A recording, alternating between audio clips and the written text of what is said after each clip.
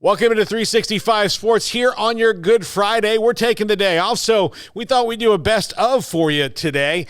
Coming up first, we've got Smokey's sit down with TCU head coach Sonny Dykes coming off a shattering loss in the national championship game, but they were in it, and they're on the national map now. Here's that conversation between Smokey and Coach Dykes. TCU football coach Sonny Dykes with me, David Smoke on 365 Sports, and spring drills and so much going on. Coach, thanks for your time. How do you make sure when you have such success as you had that nobody forgets how you got to that point in the first place? Yeah, David, thanks for having me. I think you have to realize that, every single team is different. Last year's team, went 12-0 in the regular season and, won a game in the college football playoff and, did accomplish some good things. And this year's team really hadn't done anything. I mean, we've had, we talk about it all the time. We've had 9 good spring practices is about the extent of what we've been able to accomplish with this group. And so I think you have to recognize that. It all begins with us recognizing that as coaches, that whatever success we had last year is gone and over with. And, when those players moved on, the success that team in a lot of ways had moves on. And you got to get refocused back on this year's team and building the team and making sure that, you get all the pieces to fit together and you get these guys to perform as well as they're capable of performing. That's our job as coaches, is to coach them to be the best version of themselves individually and collectively they can be. And so it's every day is a new challenge, and whatever happened last year certainly has no bearing on this year's team. So how much value would you put in, not financially, we understand that, the money of just all the eyeballs for so long, but how much has it changed, or has it changed when you contact a prospect, transfer high school player? Has that changed when you call them or your coaches call them? Yeah, I think so. Certainly, playing in a national championship, I think, shows what the program's potential is. I think, in some ways you have to sell kids on the dream before you actually go out and accomplish it. And now I think they realize, and their parents realize, and their coaches realize that, you can play for a national championship here at TCU, and you can, be one of the elite teams in college football. And so I think it helps, it does. Credibility is always something that you're looking for, and you want that as a program where, people take you seriously, people have high expectations. I mean, I think that's what you want. We welcome the high expectations that we created this year, and we see it as a positive. But yeah, the recruiting reception we're getting is different. I think it's a little different when you walk in the room now than it used to be. And the thing that we have to guard against is what I talked about earlier, understanding that, whatever happened in the past has no bearing on what's going to happen in the future. So how much, or is there now a blueprint on how to not so much rebuild? You're there for a reason. There was a change, and the things had slipped a little bit. I'm saying that, not you. But is there a perfect blueprint now on the combination of high school football prospects and the transfer portal? I think that's a good question. I think everybody's program is different. And I think a lot of it depends on what kind of players can you recruit, what kind of high school prospects can you bring in. I know we went through the same kind of process at SMU where we were trying to build some credibility in a program that really hadn't had a lot of success in 35 years. They'd had some good moments, but they hadn't really been able to do anything consistently. And, I think that what you have to understand is everybody's in a different situation. At that time for us, the transfer portal was really the only way to go get big name guys and big time players. And we could fill in with some undervalued high school players that, we believed we could develop, and those guys did a great job for us. But, we were able to go out and find a guy like Shane Buechele that really changed our program at SMU. And so I think every school is different. Every situation's different. Here at TCU, we feel like we can, recruit a little bit better high school prospect maybe than we could over there.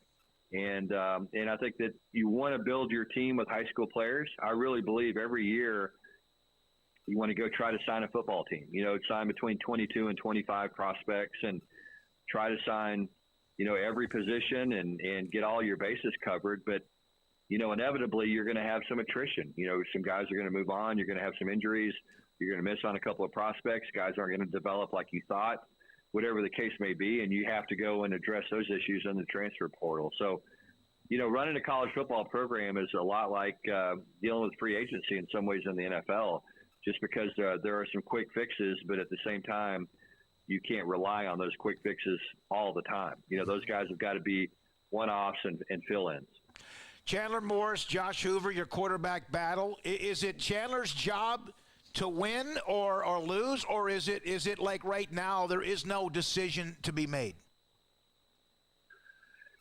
Yeah, it's funny. I think what we try to do is evaluate the quarterbacks just like we do everybody else. You want to have continuity at that position. I mean, that's one of the things that I think determines how successful programs are in a lot of ways, just by how much continuity you have at quarterback. And so, Chandler has played.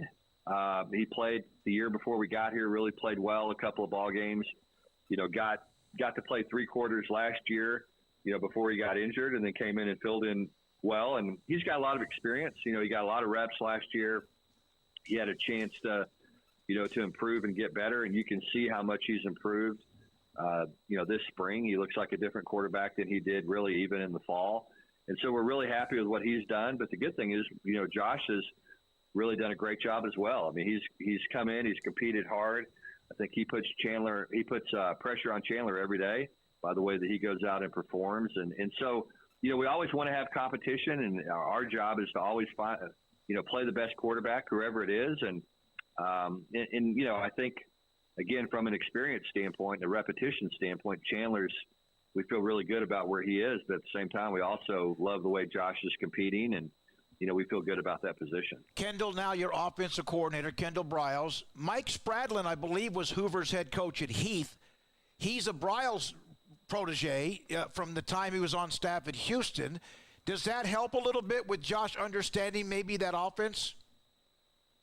Yeah, I think so for sure. Yeah, I think so. Our offense isn't that much different really than it was in terms of what you ask the quarterback to do. Now, how you get there is a little different, and some little nuances and communication things and all that are different. But, I think his skill set really fits well with what we're trying to do on offense. And really, quite frankly, so does Chandler's. I think they're both probably a little better suited to run this offense maybe than the one we were running in the past. And so I think it's worked out well.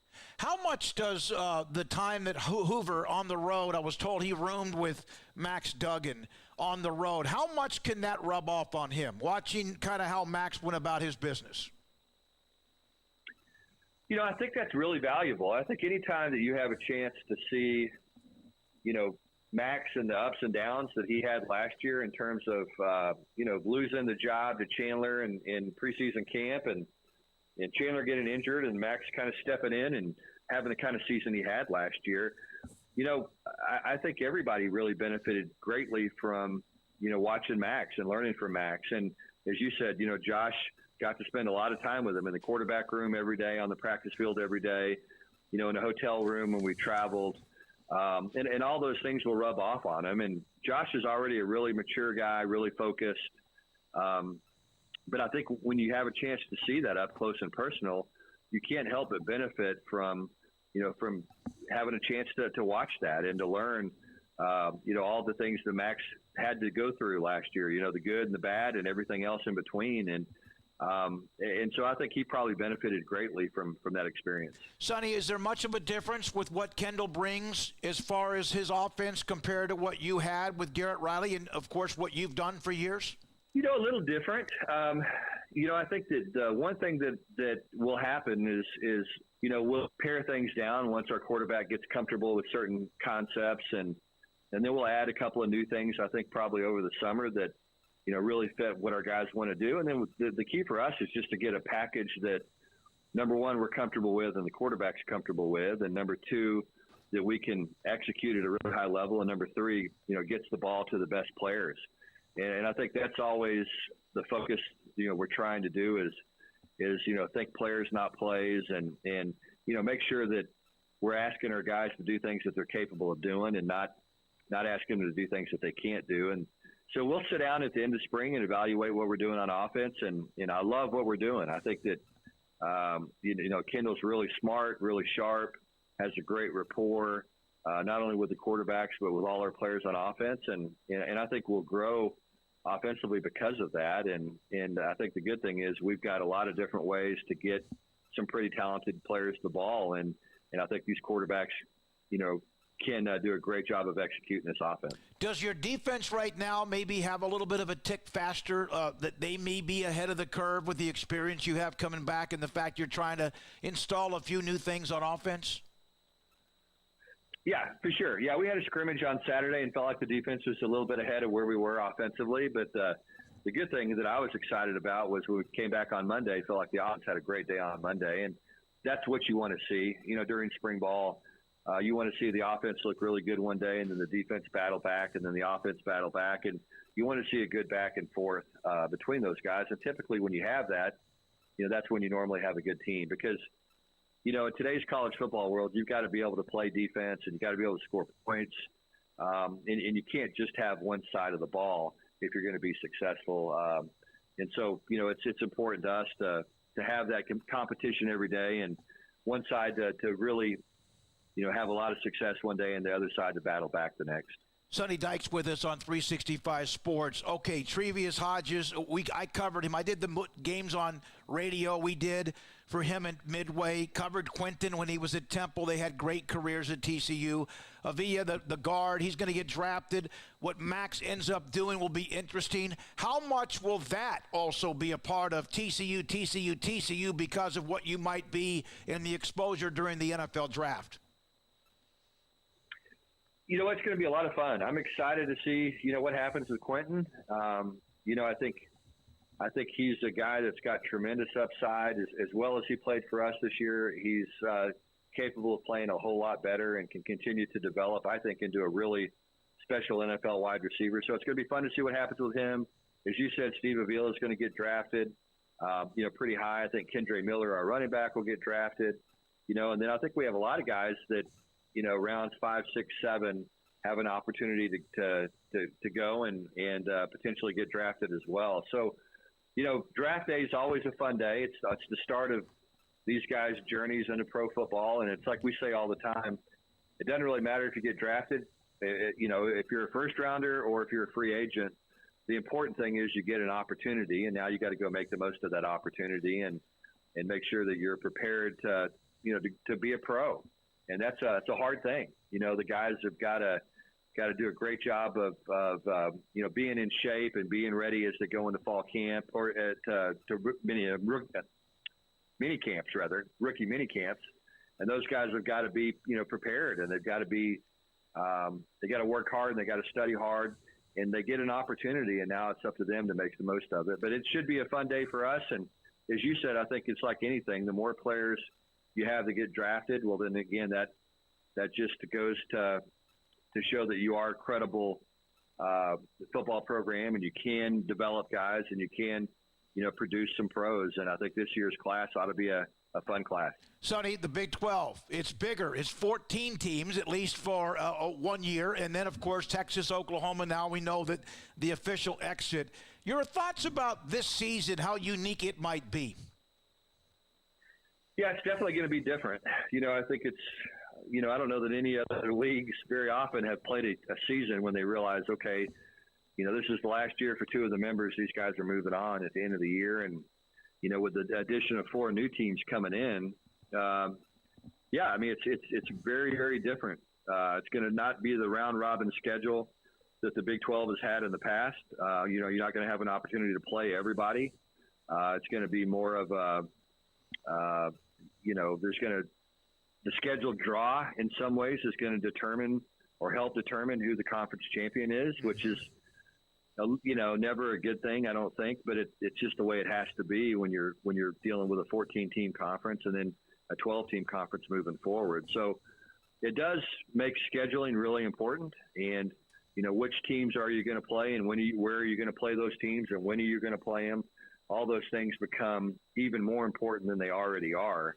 When you're playing for a league championship and you don't play all of the teams in the league.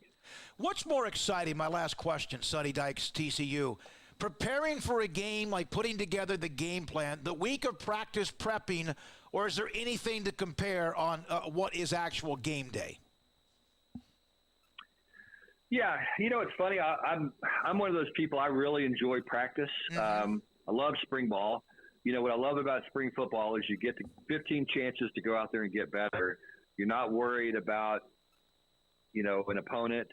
You're not trying to stop this offense or this defense or, whatever it is. You just really get a chance to focus on fundamentals and getting your team better as opposed, again, to worried about your opponent. And so I enjoy that part of the game. To me, spring football is always a real exciting time of the year. It's a time of the year I look forward to. I enjoy, watching young players start to figure things out and start to make a move and really start to develop and start to play with confidence. And that's always fun. And then you get into the season and, the preparation's a blast, trying to get ready. But then, the most exciting part, obviously, is going out there and watching the guys perform on Saturday and seeing the preparation and the hard work pay off.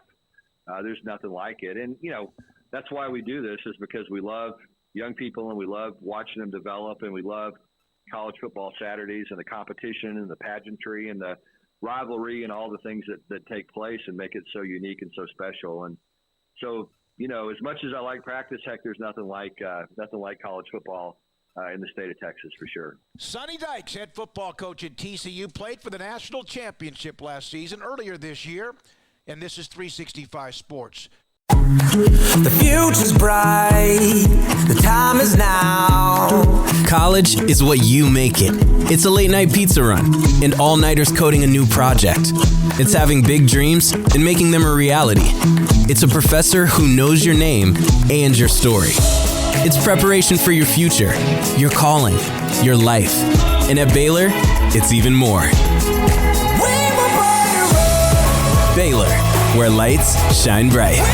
Aaron Duvall, owner, Texas Beef House. Why did you get into this business? We kind of were born into it, and it's been for several generations. Our family's been in the beef business, the ranching business, and we've specifically got into the beef business back in about 2015 when me and my son decided to form Texas Beef House and sell directly to the public. Aaron, everyone knows about Wagyu and how elite that is when it comes to beef. What separates you from anyone else that may do this in this type profession? We selected out Wagyu mainly because it's such a quality beef, and it's consistent. Some beef, some breeds, you may have a good animal every now and then, but Wagyu produces really consistently good beef every time. Where is the best beef in Texas? Your house. When you order from Texas Beef House, unleash the flavor of Texas raised Wagyu. From our pasture to your plate, TexasBeefHouse.com. It's Ram Truck Month at Allen Samuels in Waco. Get a new 2022 Ram 1500 Lone Star Crew Cab with values up to $8,250 or get 1.9% for 72 months plus $500 to first responders. How did Edward Jones become one of the biggest financial service companies in the world? By not acting that way. Financial strategies, one-on-one advice, it's a big difference. And that's why Brad Wilson, your Edward Jones financial advisor, makes sense of investing. Experience the difference for yourself. Brad Wilson, 250 Sharon Drive in Woodway, 254-776-4337. Edward Jones, member SIPC.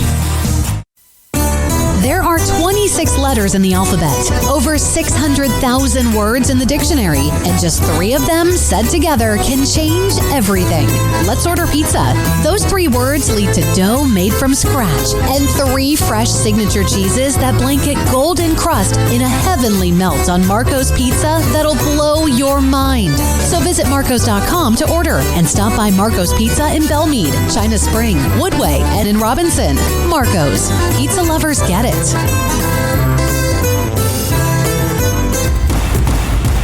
Penny Clinic Men's Healthcare in Woodway is now proud to offer you men an exceptional weight management body sculpting product called semaglutide, also known as Ozempic or Wegovy. Semaglutide is an FDA-approved weight management medication. once-a-week injections of this powerful medication offers an average body fat weight loss of 20% within the first year of treatment. In addition to body sculpting, semaglutide also normalizes blood sugars and has the clinical research proof of reducing blood pressure, cholesterol, stroke, and heart attack risk. If you're like most men and you have stubborn fat that will just not respond to typical diets and exercise, then help is finally here. Semaglutide, affordable, highly effective. Google search Petty Clinic Waco and reach out to the Petty Clinic team today for a free consultation with Dr. Petty to see if semaglutide is right for you. Go to pettycliniclowt.com. This is 365 Sports. The 3 o'clock hour is sponsored by Waco Custom Marketplace. Meats, sweets, Texas treats, and a cut above the rest. 425 Lake Air Drive, Waco.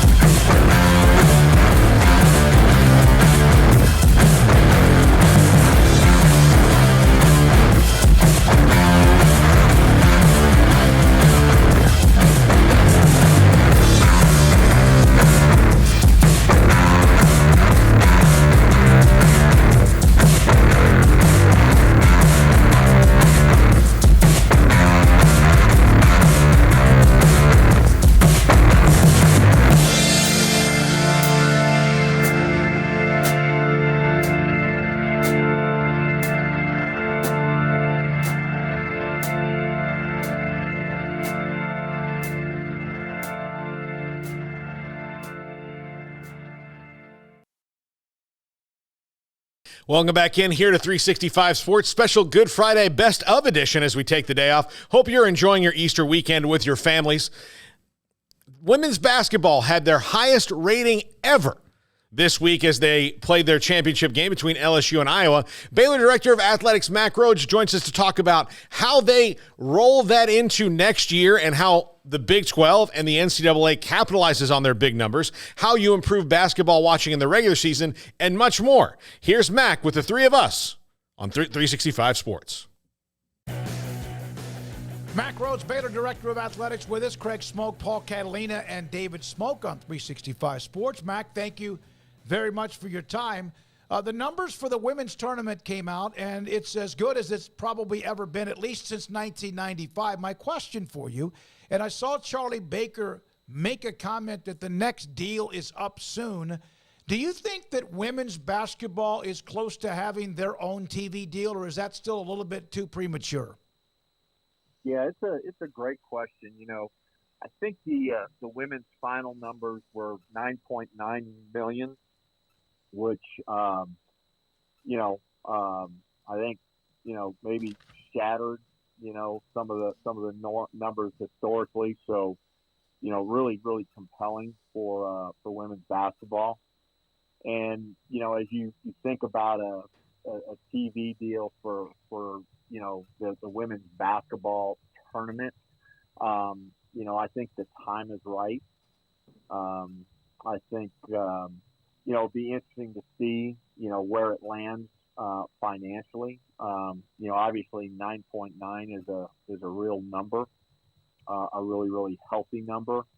As you think about at least football games, highly rated football games, and again regular season games, they're in the probably if you're at a 4 million mark, that's a great number. So to have a 9.9, again, realizing it's for the finals, but I think that speaks and bodes well for the opportunity to have what I would call a healthy TV deal for women's basketball and the NCAA tournament. There's no, doubt, and no one has ever argued this, that women's basketball is a non-revenue sport based on the expense compared to what they bring in, which, of course, a new TV deal would help that.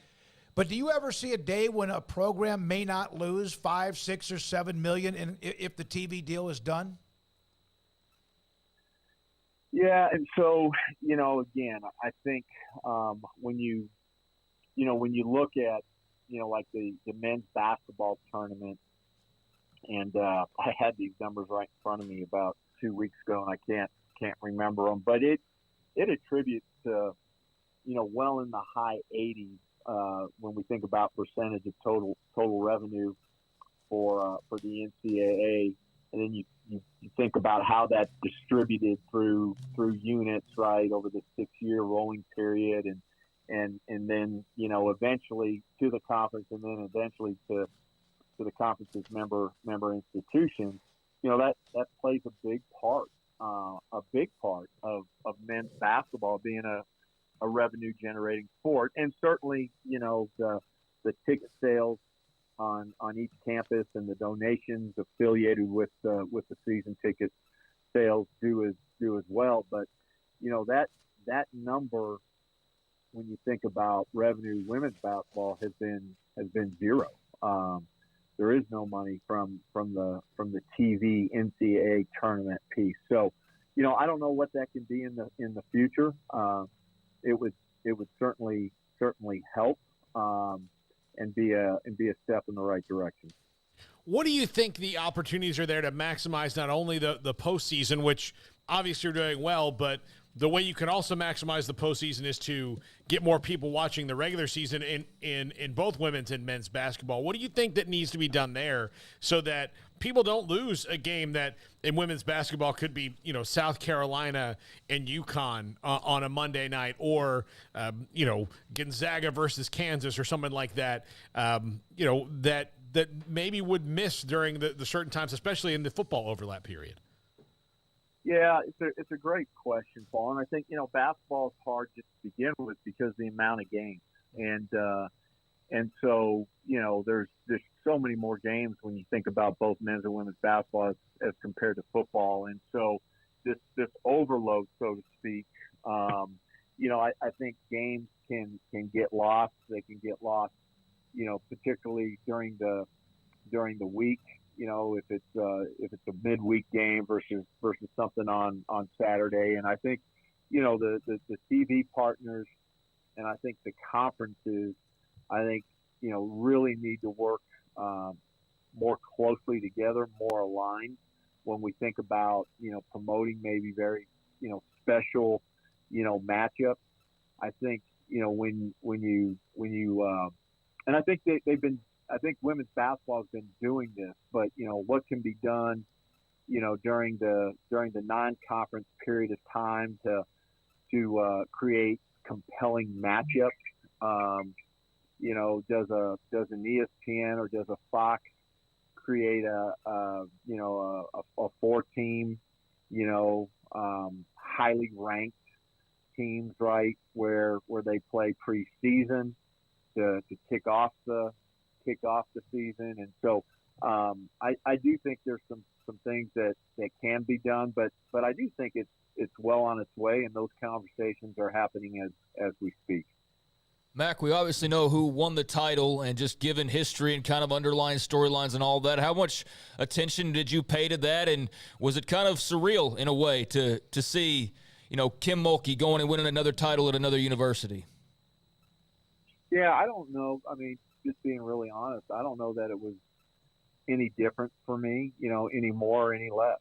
I'm obviously a women's basketball fan and watch women's basketball. And so, again, I think it's, it was nothing more, nothing less. We talked about it a little bit, I think on the previous show last week about, Kim is a terrific coach, obviously, and she's at a place that has got great resources. And so, that obviously has been a terrific marriage, and I would expect that LSU be a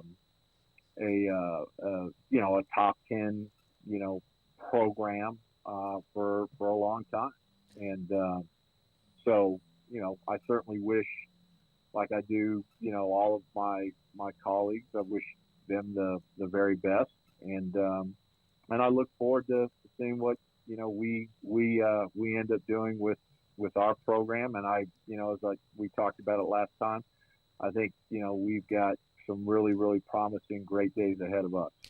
Mac, what is the largest expense in the athletic department? Facilities, salaries, travel?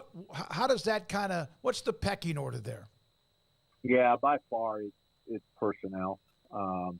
When you add up all of the people and, coaches' salaries, assistant coaches, staff members, that's, by far. And, that mirrors, the university as well. And then, from there, it just depends on, where you're at in terms of, what institution you're at, scholarships, a large expense, particularly at a private institution where admission, the cost of attendance is higher, tuition fees is higher. And then, you start to dwindle down into, travel and that continues to be more and more expensive every year. When you think about just inflation, and now when you think about adding the 4 teams that we're adding, and so that's another expense. Debt service can also be a fairly healthy expense. Utilities, another one. So there's quite a few of them. Mac Rose, Baylor Director of Athletics, with us on 365 Sports. So there's been a couple of players this week from Scott Drew's roster who have transferred, at least entered the transfer portal, L.J. Cryer and now Dale Bonner. Is it now to a point, no matter who you are, what you've done, whoever the coach might be, that you're almost your head's on a swivel when it comes to knowing your roster or maintaining a roster? Yeah, I think you described it accurately. Scott and the staff, all of them do such a great job in terms of culture. Developing, our young men in a really complete way. When we think about our 4 pillars, et cetera, certainly developing them on the basketball floor. But, what's hard to control, and this is what makes it so difficult, is the outside influences and all of the different people that are in the heads of our student athletes right now. And you combine that with the intersection of the transfer portal and, at least, your first time transferring, not having to sit out, and then, that intersection with name, image, and likeness, it makes it really hard. And I think, everybody throughout the country is experiences this. And I think everybody's frustrated with it. And, it feels a little bit like, professional sports and free agency. And, almost every year now, what's the roster going to look like? And, how many new players? And, it's difficult. And I think, somebody like a Dale Bonner and wanting to maybe, play instead of 25 minutes, maybe play, 35 minutes a game. And, LJ, again, both of those great young men, LJ, wanting to now maybe all of a sudden play a different spot at the guard position, point guard, etc. So there's so many things going on, and a lot of it is out of control of the head coach and the staff. Mac, you've mentioned Scott Drew's culture and that he's built. Have you expressed interest in him when that coaches in that culture get other jobs to maybe do it in another conference, because he's now 25% of it? Yeah, I mean, it's just interesting, and it's really hard, I think if you sat along with Scott, he's really happy, genuinely happy and proud of, Jerome and Grant, but it's also, really, really hard to compete against people that are your brothers and you've mentored and they certainly, those two know so much about our program and how we do things. And so I think both Scott and I would prefer that if we have a staff member that you go be a head coach in another conference other than the Big 12. And I think we even talked about this, that even in our assistant coaching contract, when they have to buy their way out of the contract or that institution that they're going to has to buy their way, we have a higher multiplier. It's much more expensive if you're leaving and going to a place within the conference.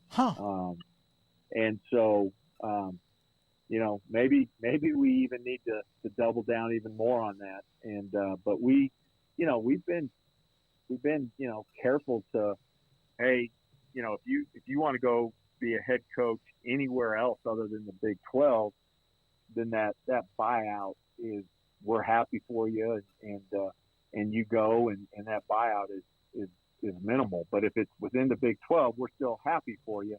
but it's gonna cost that institution some additional money. I guess I'm naive on this. I did not know that there were some buyouts for assistant coaches. Is it like an assistant head coach, or is it a coordinator, or is it for pretty much anybody? We do it for all of our, I'll say this in general. There'll be some one-offs, some nuances to it, but in general, if you're an on-field coach, on-floor coach, you're going to have a buyout, and it's vice versa,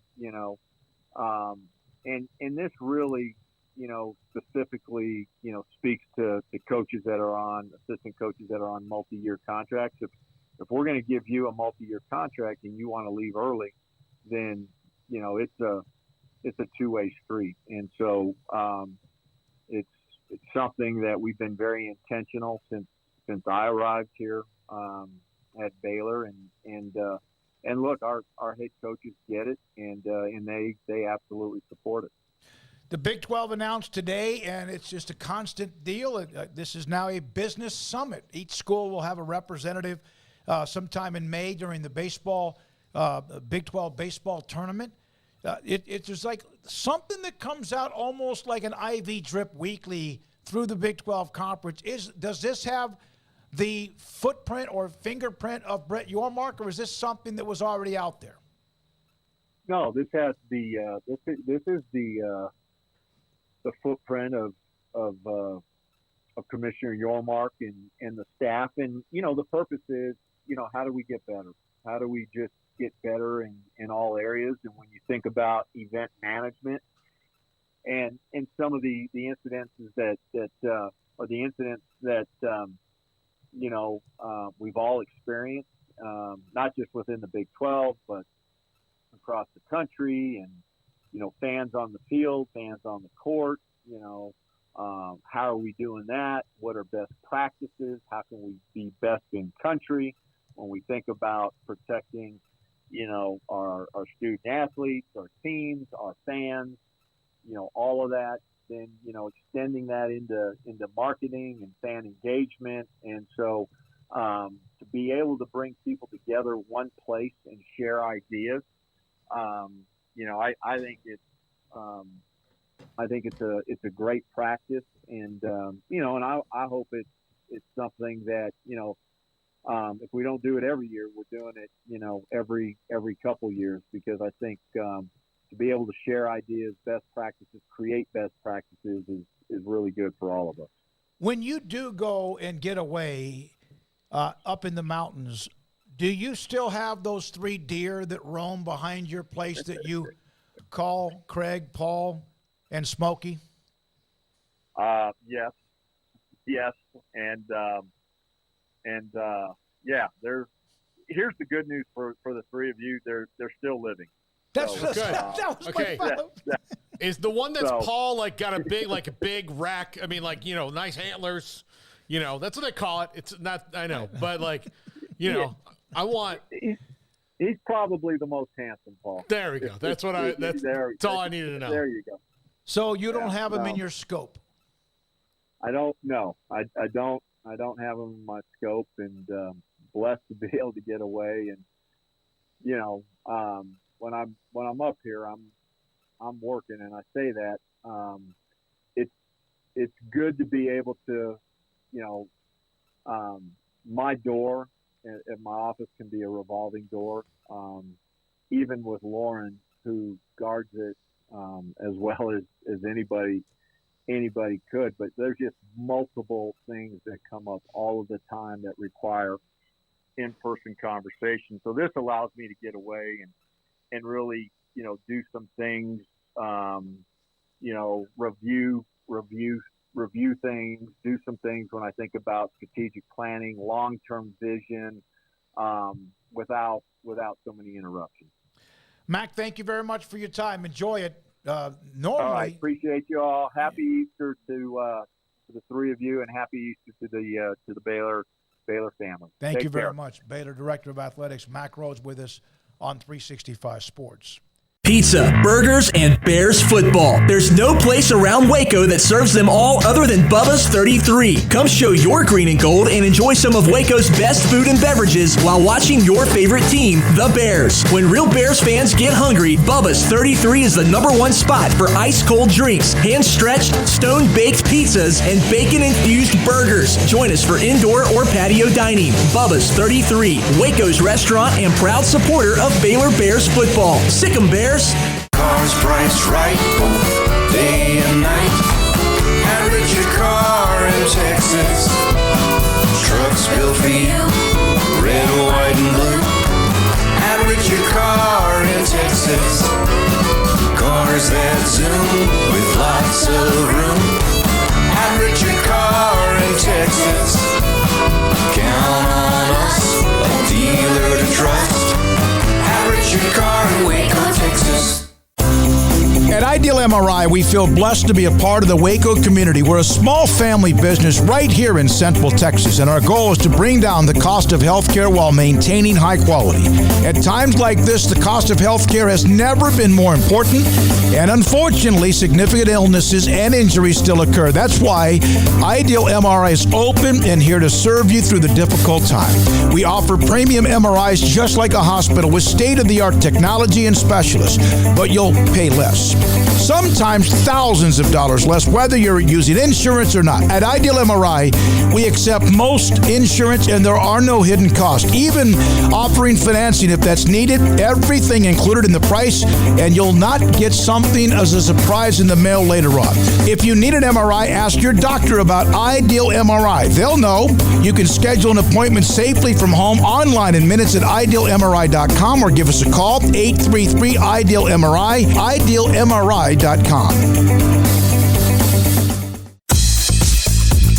Baylor Scott & White Southwest Sports Medicine and Orthopedics, the team physicians for Baylor Athletics, diagnosing and treating all sports-related injuries, including concussions. These specialists also provide orthopedic services for athletes and non-athletes alike, whether it's knee or shoulder pain, a wrist injury, orthopedic spine care, and even an arthritis and total joint clinic. Trust the doctors Baylor Athletics trust. Baylor Scott & White Southwest Sports Medicine and Orthopedics wants to get you back in the game.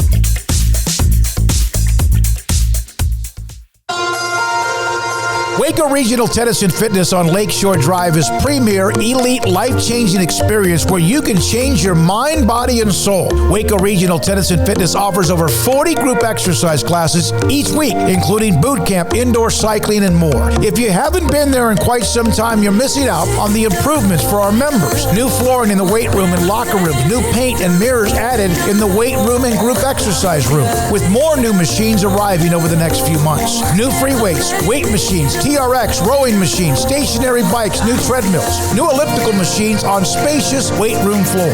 Personal training with Christy London, Randall Corley, and Alex Botch, where you will be encouraged and motivated to grow. There's sauna, whirlpool, tanning bed, and kids club. The amenities are great. 16 tennis courts plus an 1,100-seat stadium court, 8 pickleball courts, youth and adult tennis and pickleball lessons. Visit our website, wacotennis.com, or visit Waco Regional Tennis and Fitness on Lakeshore Drive in Waco.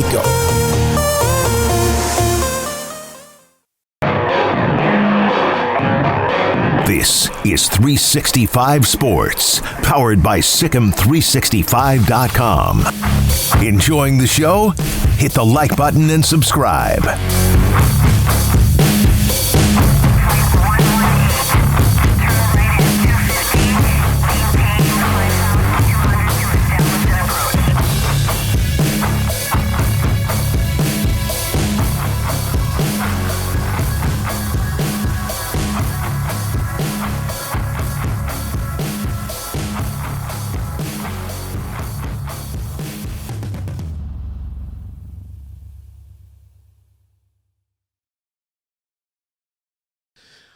Welcome back here to 365 Sports Special Good Friday Best of Edition. It's spring football.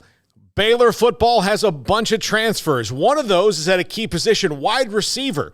Keytron Jackson and I sat down and talked about his decision to transfer to Baylor from Arkansas and a whole lot more about this young man. Really fascinating kid. I hope you enjoy this interview.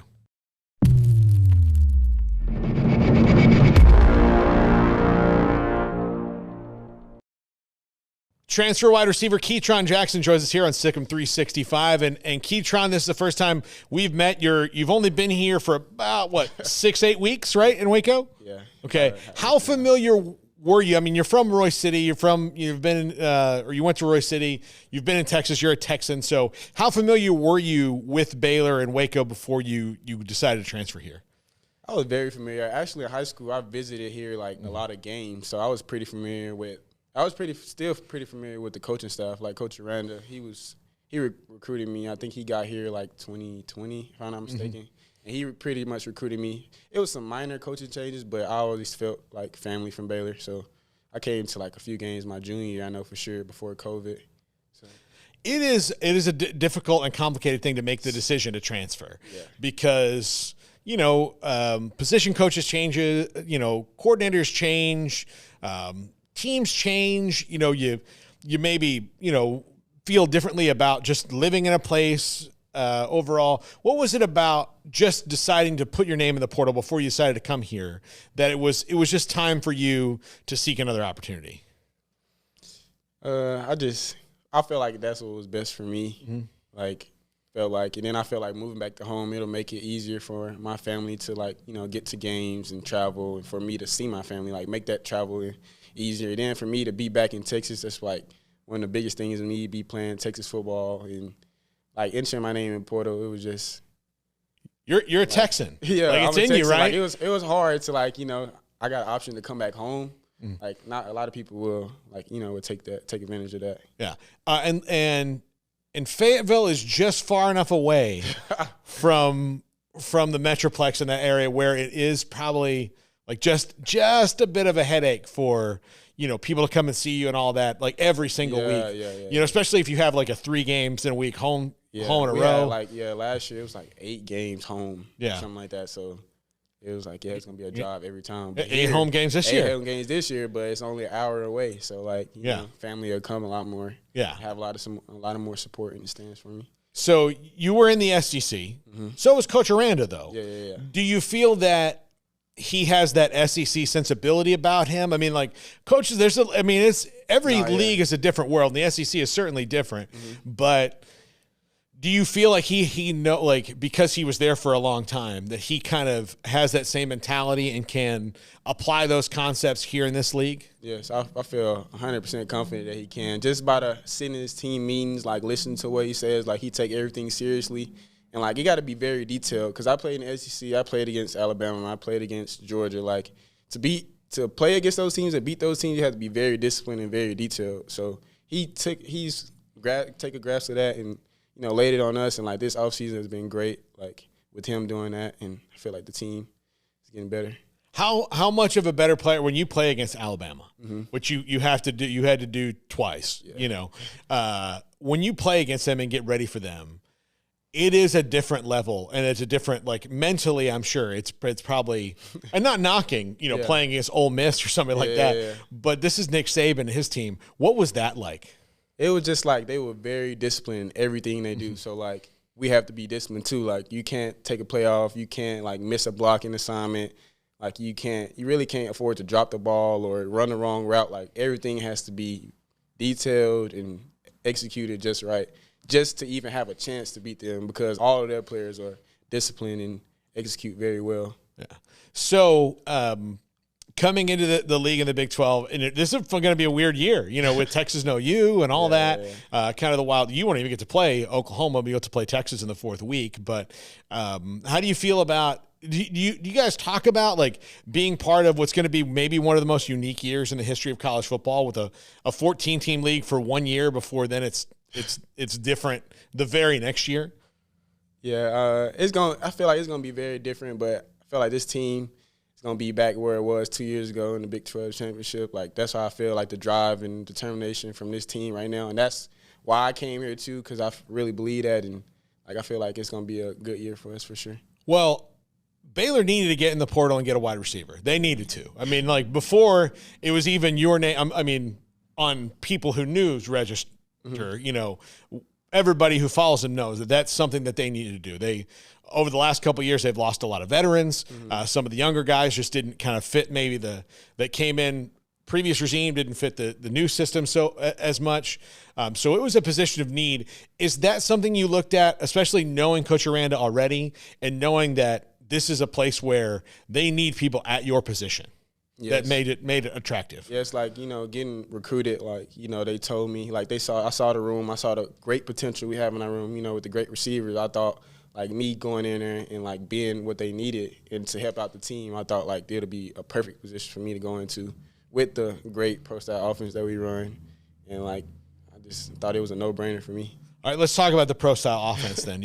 I was going to bring it up, but you did. It is very different. The system that Arkansas is running with Kendall Briles. He started running it here when they were here, and then that has become more popular than the SEC. Tennessee's running it. Alabama's kind of running it. Ole Miss is running it. Seemingly right now, almost everybody but A&M's running it. Everybody. Yeah. So it's kind of going all over the place. Variations of it. It is very different than the offense that you're going to see here. Very different. For one, you have to learn a route tree now. Yeah. Which I'm sure you've maybe learned one in the past, but that offense that Arkansas runs there's not a route tree. It's you kind of just knowing concepts. What has been the differences so far? And you're not even into practice yet. You just kind of know broad strokes. I'm learning the plays now, but like the difference is right now it's thinking about the formation, where to line up. Like I didn't watch, like, it's probably funny, but I didn't watch like Madden or saw NFL plays, how they call out the plays. Yeah. And it's like the same exact formations, line up, and I'm just like, okay, but you just got to think and process. But once you get it, I feel like it's pretty good. But it has been pretty tough. But I'm a quick learner, so now it's like we ran through plays today and it felt pretty good. Do you feel that having now these couple different experiences are going to help you as you move on down the line, just kind of understanding how people will attack different concepts defensively, or just as you move down the row in your football career of, I kind of know all these things and I know, what I learned here that maybe I can apply, or what I'll never have to do again, it's because it is so different. Yeah, like one thing I did look at when I came here was the pro-style offense, and I talked to Coach Baker. He's a great receiver coach, and learning this offense, I thought that it'll help me in the long run. When I take the next step, I'll go in there and I'll be ready for anything that they throw at me. So I feel like this offense will be a big help for me. Well, and he was an SEC guy too. He played at Florida. He played at Florida. So me and him got a lot of similarities. He come from the same tree that my coach came from, as teaching wise. So we got a lot of similarities and stuff like that. So and everything's kind of been new with your position, coaching wise and all that here. Do you feel that especially there's going to be kind of renewed interest? Defensive side of the ball, obviously the new defensive coordinator, but some new position coaches on offense as well.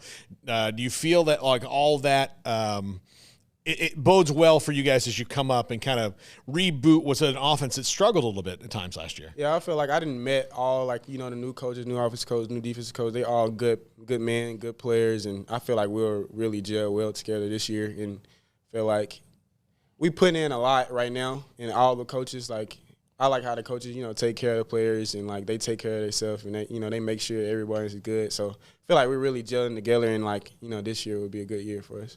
What was your impression of Coach Aranda and how mellow he is, but intense? Like, he's not he's not a yeller. No. He's not going to yell. He's not going to scream. He's going to say his point, and it's either you take it or, like, he'll take action. Yeah. And it's just like, I kind of like it. Like, you don't have to – I don't feel like you have to yell everything. Mm-hmm. Like, you could just say it. And, like, if we respect him enough, we'll listen. That's how I feel like. Well, look, different things work for different people, right? Yeah. That have to find ways to do it. Nick Saban's kind of famous as a yeller.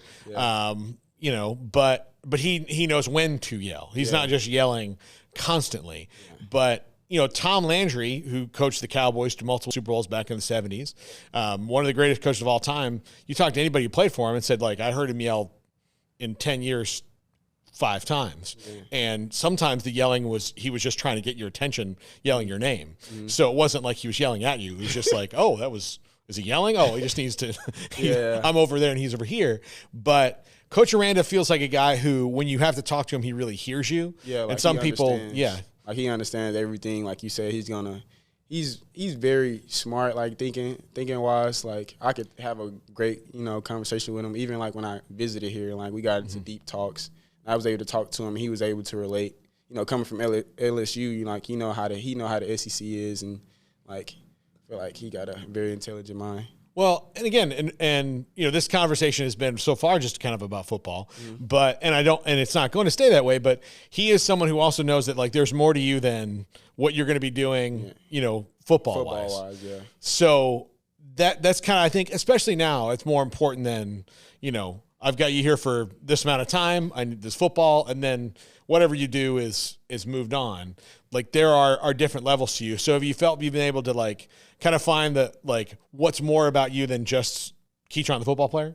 Yeah, because they got, like, we got a big quote, like, person over player, and they really takes that. Like, he has every team meeting, he shows us, like, different, like, words to describe, like, how to, everything that he said you do outside of the, like, football field facility is going to transfer on the field. So you got to take care of your business out, like, just say, for instance, in class, or, like, character-wise outside of the building. Like, all that would transfer over to your football. And I feel like they have me, like, to really, like, take that, and, like, really translate that to class. Like, I have before, but, like, talking to him about it, he breaks it down really well. We take notes in meetings, and, like, I really be getting it. Do you think it will help you enjoy it more? Yeah. Because you'll be able to take a step back?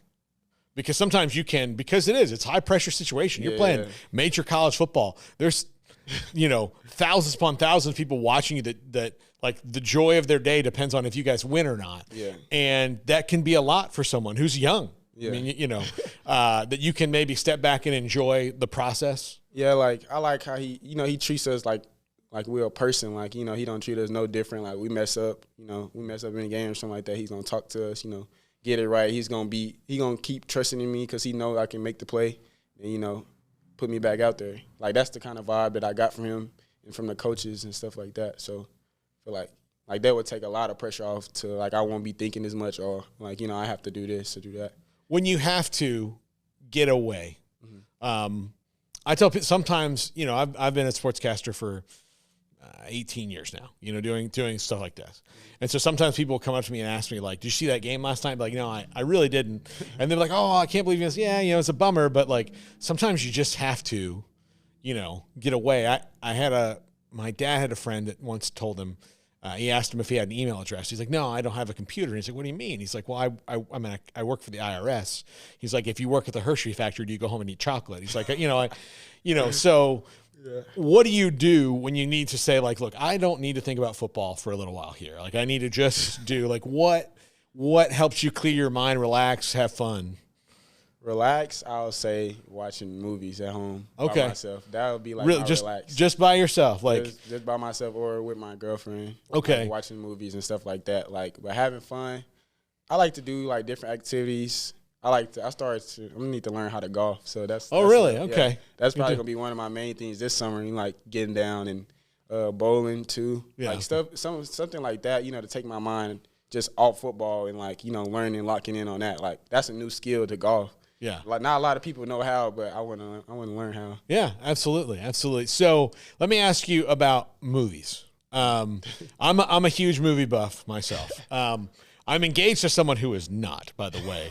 And so it makes it a little difficult. So like a lot of things I do have to watch by myself, but I kind of do enjoy that because then I can take it in the way I want to. Yeah. What kind of movies are you kind of go to, or are you kind of everything? I'm kind of everything, but like since I got with my girlfriend, she like romantic comedies. Look, people are gonna shame you for that. By myself. There's some really good ones. I can't even deny it. She put me on and stuff like that. But I'm more of like an action movie. Like my favorite movie is John Wick. Oh, dude, the 4th one's coming out here in a few weeks. Yeah, I can't wait for that to come out. I'm definitely going to see that. Oh yeah. All right, we have a constant debate among the hosts of our show, and 2 of us are John Wick, and one of them is Denzel Washington, Man on Fire. Who wins between Denzel Washington, Man on Fire, who is an absolute just bad dude, or John Wick? I say John Wick. I say Keanu Reeves. Exactly. Keanu. Yeah, you go. John Wick. Yeah, John Wick. There's something about that dude. Like he just slaughtered dudes with a pencil. I still can't get over that. All right. So what's the favorite romantic comedy that you've watched? Favorite? How to Lose a Guy in 10 Days. That's a good one. That's a Matthew McConaughey. Okay. Yeah. Those he has some good ones of those. He has some ones that aren't so good. But that one I like. Failure to Launch. Terry Bradshaw's in that one. Have you seen that one?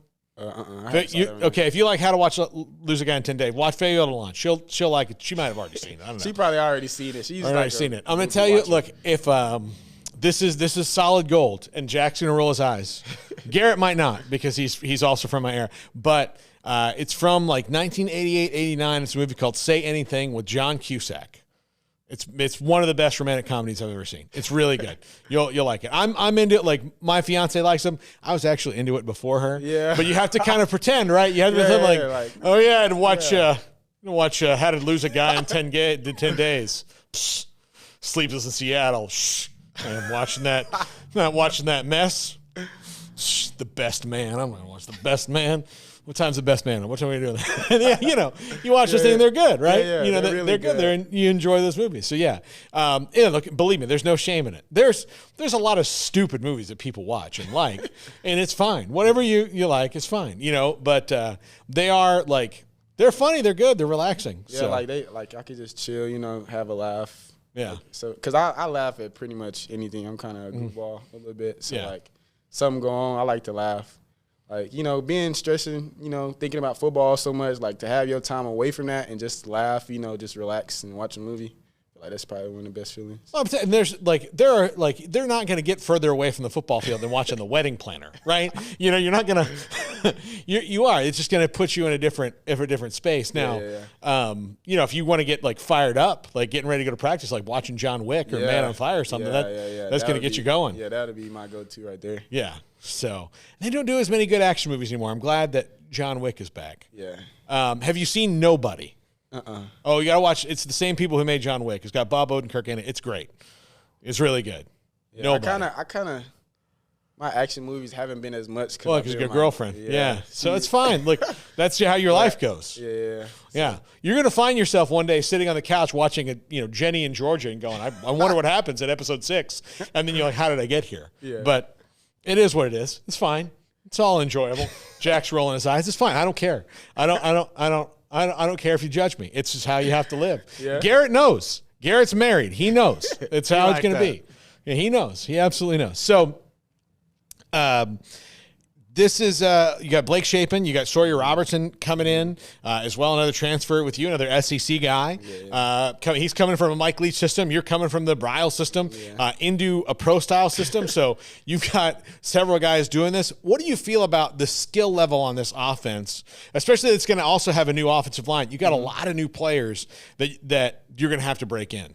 Yeah, I feel like it's going to be pretty good though, because From what I can see, I love to work, and all of them do too. Like it's been multiple days we're all out there, getting extra work in. Everybody's out there, almost the whole offense putting in extra work. I feel like it's going to be really good. I like when I see somebody like who want to actually work hard Sawyer, he'd be out there. Me and him would be out there by ourselves. Me and Blake be out there by ourselves. Like, we get one-on-one time, so I feel like it's pretty good. How quickly do you know that you're going to work, like, that you and a quarterback's relationship is going to work? Is it pretty, like, a couple of, like, sessions to throw on the ball? Like, okay. From Blake, I think it was, like, the first time we ever threw. And that was, Really? like, before I got up here, like, a few weeks before I got up there. We threw, like, 2 times, and I was just like, yeah, I think I know. Yeah. Yeah, I can kind of feel it. And Yeah. He really liked me and how I run routes and stuff like that. So I feel like I felt the connection already then, and just building the timing and stuff down. Yeah. Is this a team that has got some burners on it? I mean, like, running back, we know. Wide receiver, they've got some guys who can really burn, But do you feel like you guys could win some track meets with this group? Yeah, I most definitely think we can, because I'm a track guy myself. Yeah. And I know we got some burners in the receiver room as well. All right. What were your events? My events in track. The 200, 4x2, long. I was a long jumper, triple jumper. Okay. And I was on a 4x1 as well. Okay. So, all right, let's that's a good bunch of different things. What was your favorite event? Long jump. Long jump? Yeah. What was your best? 24-11. Jeez. That's like, you just stood and jumped 2 feet, almost 3 feet, like right there. That's ridiculous. Mine's like 8. You wouldn't even know I jumped, other than I'd be sweating if I did that. But so 4x1 team right now, from what you've been able to see, build me a 4x1 team on this roster. On this roster? Yeah. I'm gonna have to go Monterey. Oh yeah. Monterey for sure. Monterey probably be I think Monterey can start off with our first leg. Okay. And then I'm gonna put myself at second leg. Okay. And then Jordan Neighbors. Okay. Yeah. I think he'll be I think he may have been a track guy. I think he was. Yeah. Third leg. Fourth leg would be pretty tough. I haven't saw a lot, but I was just gonna go with my guys, like in the receiving room. Probably had to say Elijah and Bean. Okay. Because we got history together when we were running track, so okay. I feel like that'd be a nice 4x1. Okay. And did you pick you second because of the 200 and the turn? Yeah, I was good. I was pretty good, like second leg. Okay. So, yeah, because you know the turn, the turn. Yeah. I know the turn. Yeah, it's different. Yeah, it's different. So do you have a favorite? Like, Michael Johnson, the greatest 200 runner of all time. Usain. Yeah. Yeah. So Hussein's your favorite? Yeah, Usain. Okay. Sure. Like, I watched him a lot, and that was my favorite. Like, from when I started track. Yeah. Like early to whatever to now. Yeah. Here's the thing. There's never probably going to be another him because there's never going to be a guy that's as big as him. 6'5". Yeah. And like Trayvon Bromell was here, right? Yeah. And he's a fantastic runner, but he's a normal sized person. Yeah. There's not anybody like Usain. No, it's not many that's that big and that can run that fast. Well, he's built like a tight end. Yeah. Right? Most of the guys are not. Like it's really different. Most of the track guys are kind of short and kind of small. So they probably can run fast, but he was unique because he was, he was big. He had a big frame. Yeah. To be able to run that fast. Yeah. So running back wise, Richard Reese is probably not bad there too, I would think. Yeah. Richard, yeah. Yeah, I saw him take off. He pretty good. He'll be a good first leg too. Okay, yeah. Do you okay? What's you mentioned you had history with who was that again? Elijah Bean. Elijah Bean. Okay, what was your history with him? From I think we was pretty young. We was like 10, 11 years old. Okay. We was running together. Okay. We was running together all the way up until like high school. Okay. We ran against each other.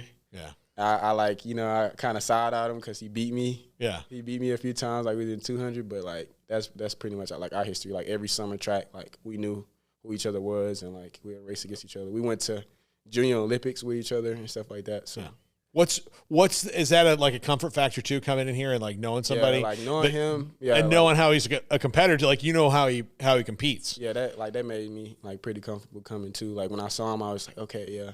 That just made me a little bit more comfortable because I'm like, okay, I know somebody who I can talk to, who we got history with, to make me feel more comfortable.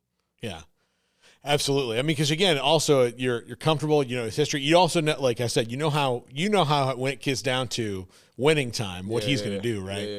Yeah. So you know his tactics. You can kind of help each other out. Do you you mentioned like you like the work, you like the process. That is not true for everybody. Some people have to psych themselves into it. Yeah, I don't really have to psych myself like when I have to work, because I want to know, like, I know the end result. Like, I feel like, I talk to God, I'm a firm believer in him, and I feel like I put in all this work, like, I feel like, it's gonna be a good result. But I mean, like, you can't do nothing just sitting around. You gotta make stuff happen. And by me working every day, I feel like I'm just getting one step closer every day. Yeah.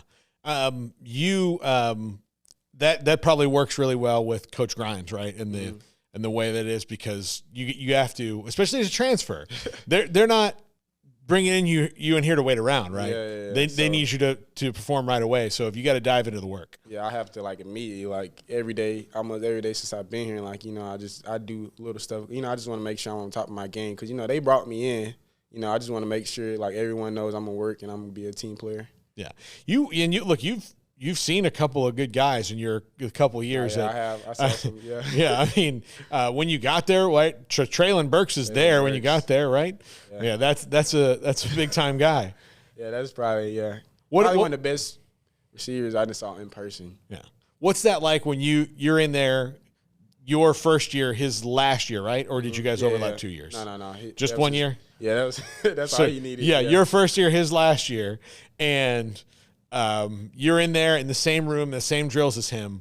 Were you like, who? What like is that like I was kind of shocked, because I was like, I didn't know someone that big can move that good. Because he wasn't a normal receiver, like body weight wise and like height wise. Like, he was a big dude, but like can move and very fluid.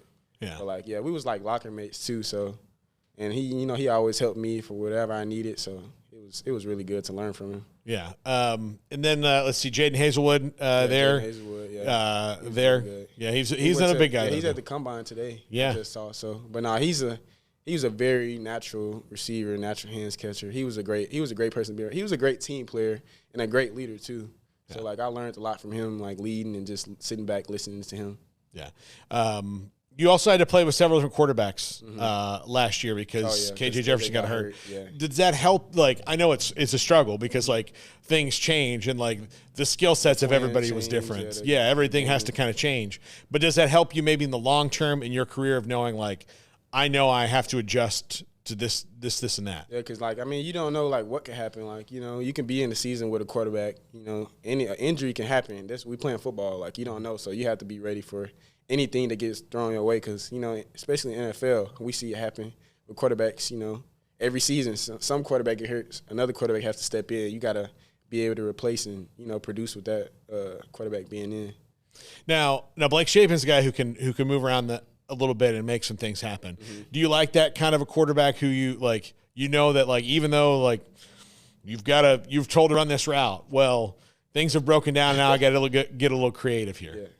Yeah, I like that. Like, even we work on that. Like, even like, it was just running routes. Like, if I'm running a route and he like, okay, well, I'm gonna break out this way, and I see him break out, just like scramble drill, like working on that stuff. And he's very good at moving around the pocket and stuff like that. And a very accurate passer. So like, I feel like that's very good. It helped me out a lot. All right, what's the pop feel like from him?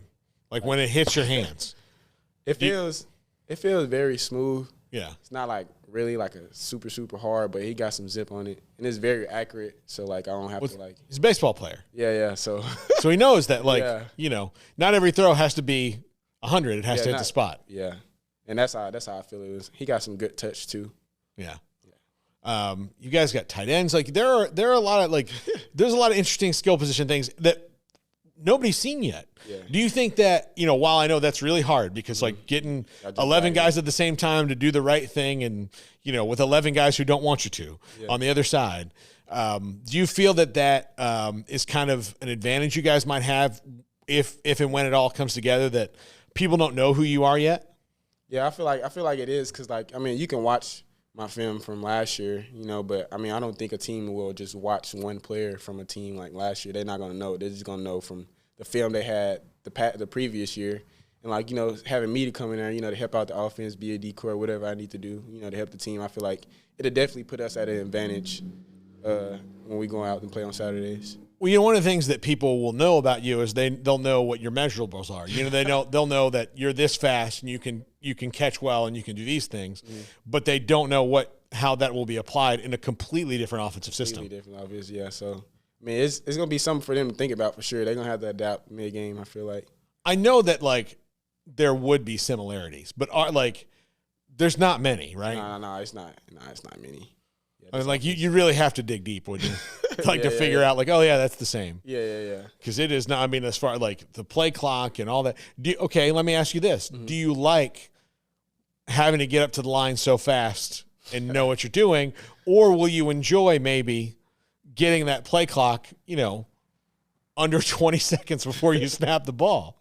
I mean, I feel like I enjoy having it, just having it, chill, calling the huddle, running out to a play. Like you said, line up fast. It can be good sometimes, but you still can give it the skies, huddling up and running the play. And if you're very confident, we execute no matter what they do or what they in, you'll still be able to get the playoff. Yeah, you got to go is that one of the things you had to really when it hit you when you were running that offense, how you had to be in shape because you've got to run. You might have to run 50 yards down the field and then run 50 yards back, and then Coach Browse, I'm pretty sure y'all know, he already called the play. I'll run a deep post, and then, while I'm running back, you have to be looking at him because if you just run back and then look, the play already called. Yeah. I'm putting myself out. I didn't missed it a couple of times. I just asked KJ or something, because it's fast. You can run a deep route and think you're open. You don't get the ball. While you're running back, you got to be looking at the play. Yeah. Well, and the thing is you run back, you get in your spot, you turn around. I mean, on a good play, you're going to have 8-9 seconds, right?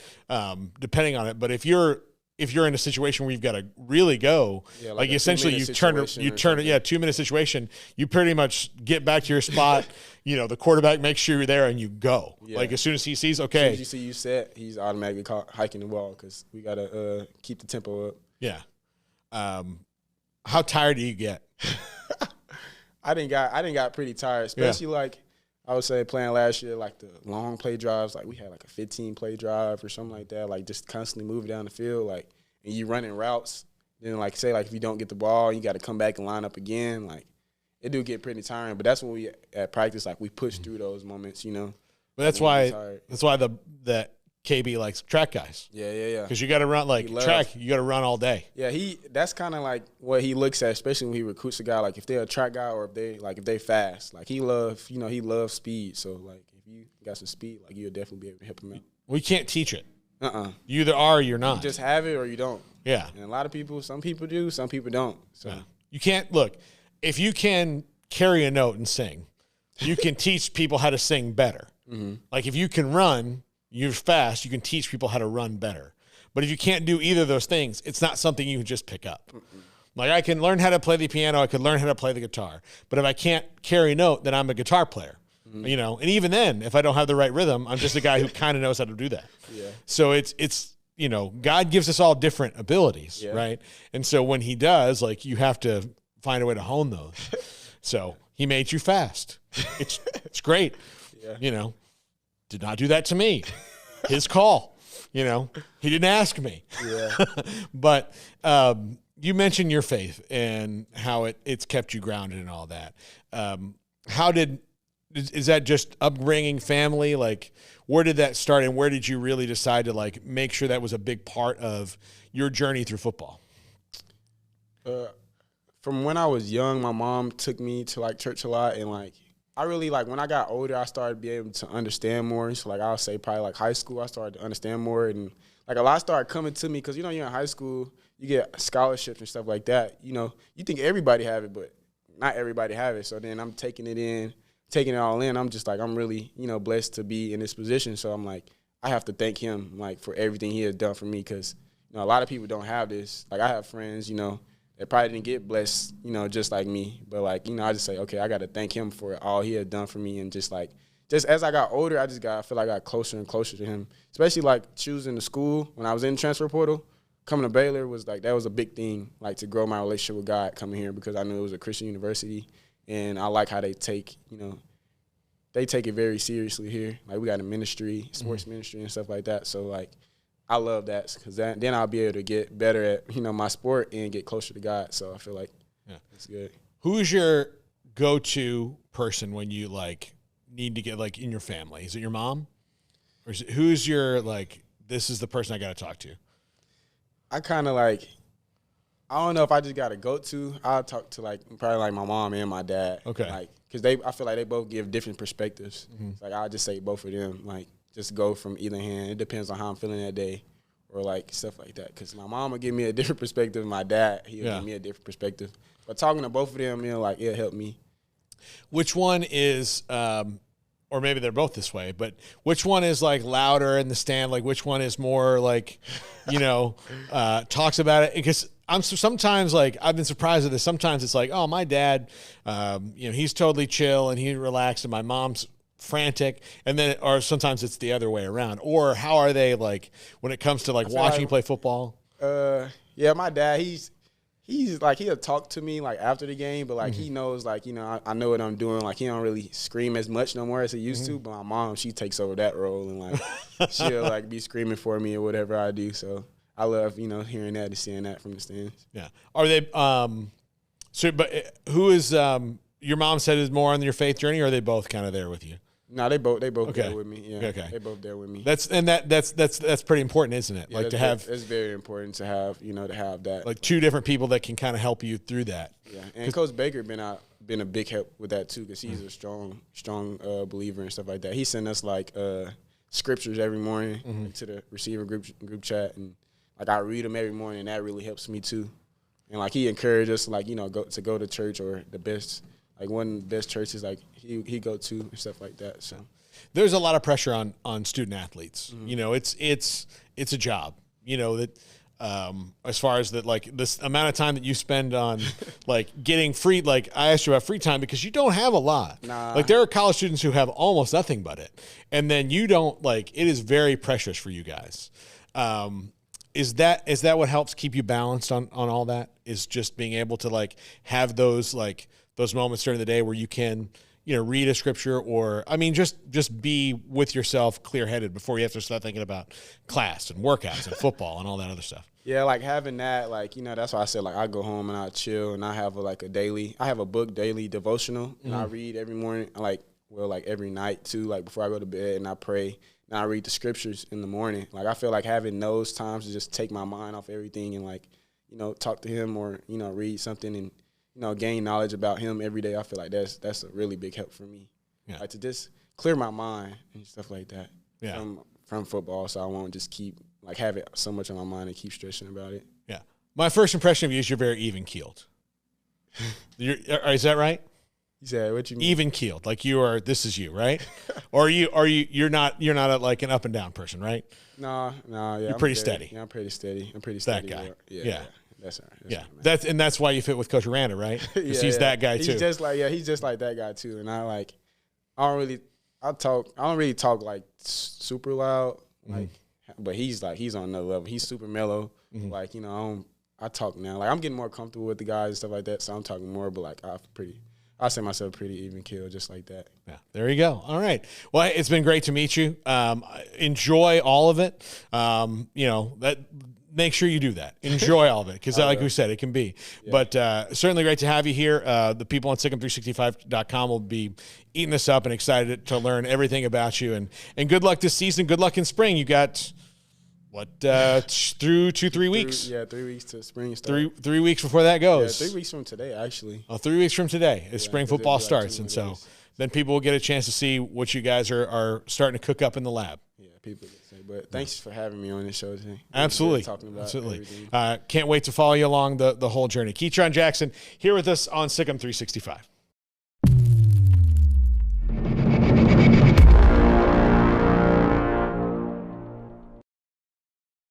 TFNB Your Bank for Life is the official local bank of Baylor Athletics. Find out why more Central Texas are making TFNB their bank for life. Sign up for our Edge checking and savings accounts to earn interest or cash back. With 5 convenient locations and an award-winning mobile app, banking has never been easier. TFNB Your Bank for Life. Member FDIC. In Texas, there's pea-size hail and baseball-size hail. Guess which one hit our house? We didn't even know where to begin, but we called our Texas Farm Bureau insurance agent, and he was so reassuring. He knew exactly what to do to get our house back into shape and our lives back to normal. Now, we're even more thankful for the roof over our heads. Stop by and see our agents at one of our 3 McLennan County locations. Coverage and discounts are subject to qualifications and policy terms and may vary by situation. Boots add protection. Good boots help you climb better and move forward faster. And when your son or daughter steps into the boots of a U.S. Army officer, they also learn how to lead. In these boots, they'll gain more confidence with expert training in one of more than 150 occupational specialties. In these boots, they'll stand a little taller and lead a team with diverse backgrounds and areas of expertise to successfully accomplish whatever challenge comes next. In these boots, they'll earn respect with valuable experience from day one that will give them solid footing for success into the future. Highly qualified candidates who earn a spot on our team can receive comprehensive health care coverage, college tuition assistance, and a bonus of up to $40,000. See all the things your son or daughter can achieve in our boots at GoArmy.com. U.S. Army Waco Recruiting Company, 254-598-8131 or 254-776-1543.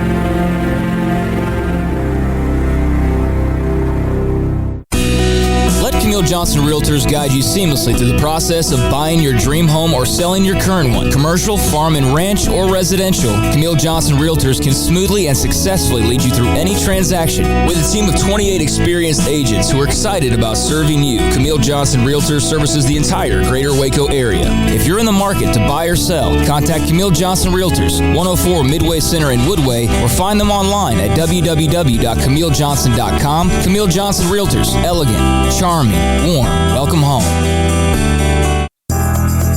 Riverbend Liquor and Wine, Lakeshore Drive, North 19th Street, right behind the bank, is a hidden gem in Waco. If you're a fan of bourbon, especially local Texas bourbons, that's where you gotta go. Balcones, TX, Devil's River, whatever it is, they've got it. Riverbend Liquor and Wine, plus the best selection of craft beers in Waco, seasonally churned out throughout the year, whether it's spring, summer, fall, or winter. Riverbend Liquor and Wine, best selection of craft beers, a speedy drive-through window, and excellent customer service. Find out more on Instagram or just go by and see them. Lakeshore Drive at North 19th Street behind the bank.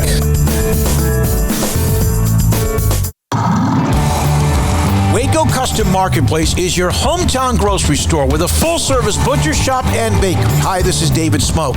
The butcher shop can take your customized orders for seafood, pork, and poultry and custom cut your favorite steaks from bacon wrap fillets to T-bone to bone-in ribeyes, cut specifically the way you want. They have Norwegian salmon fillets, catfish fillets, sliced ham or turkey and lunch meat, variety of cheese available, and several options of sausage links, fresh chicken breast or whole chickens, sliced bacon, pork chops, ground beef, marinated beef, and chicken fajitas, and always large briskets available, plus fresh vegetables. So the great product, customer service, and family tradition of the Bauer family continues at Waco Custom Marketplace, open Monday through Saturday. A full-service butcher shop and bakery available. Waco Custom Marketplace, 425 Lake Air Drive in Waco, or WacoCustomMarketplace.com. This is 365 Sports, powered by SicEm365.com. The 4 o'clock hour is sponsored by Boozer's Jewelers, the wedding ring store, specializing in custom jewelry and repair, all in-house. Now here's David Smoke, Paul Catalina, and Craig Smoke.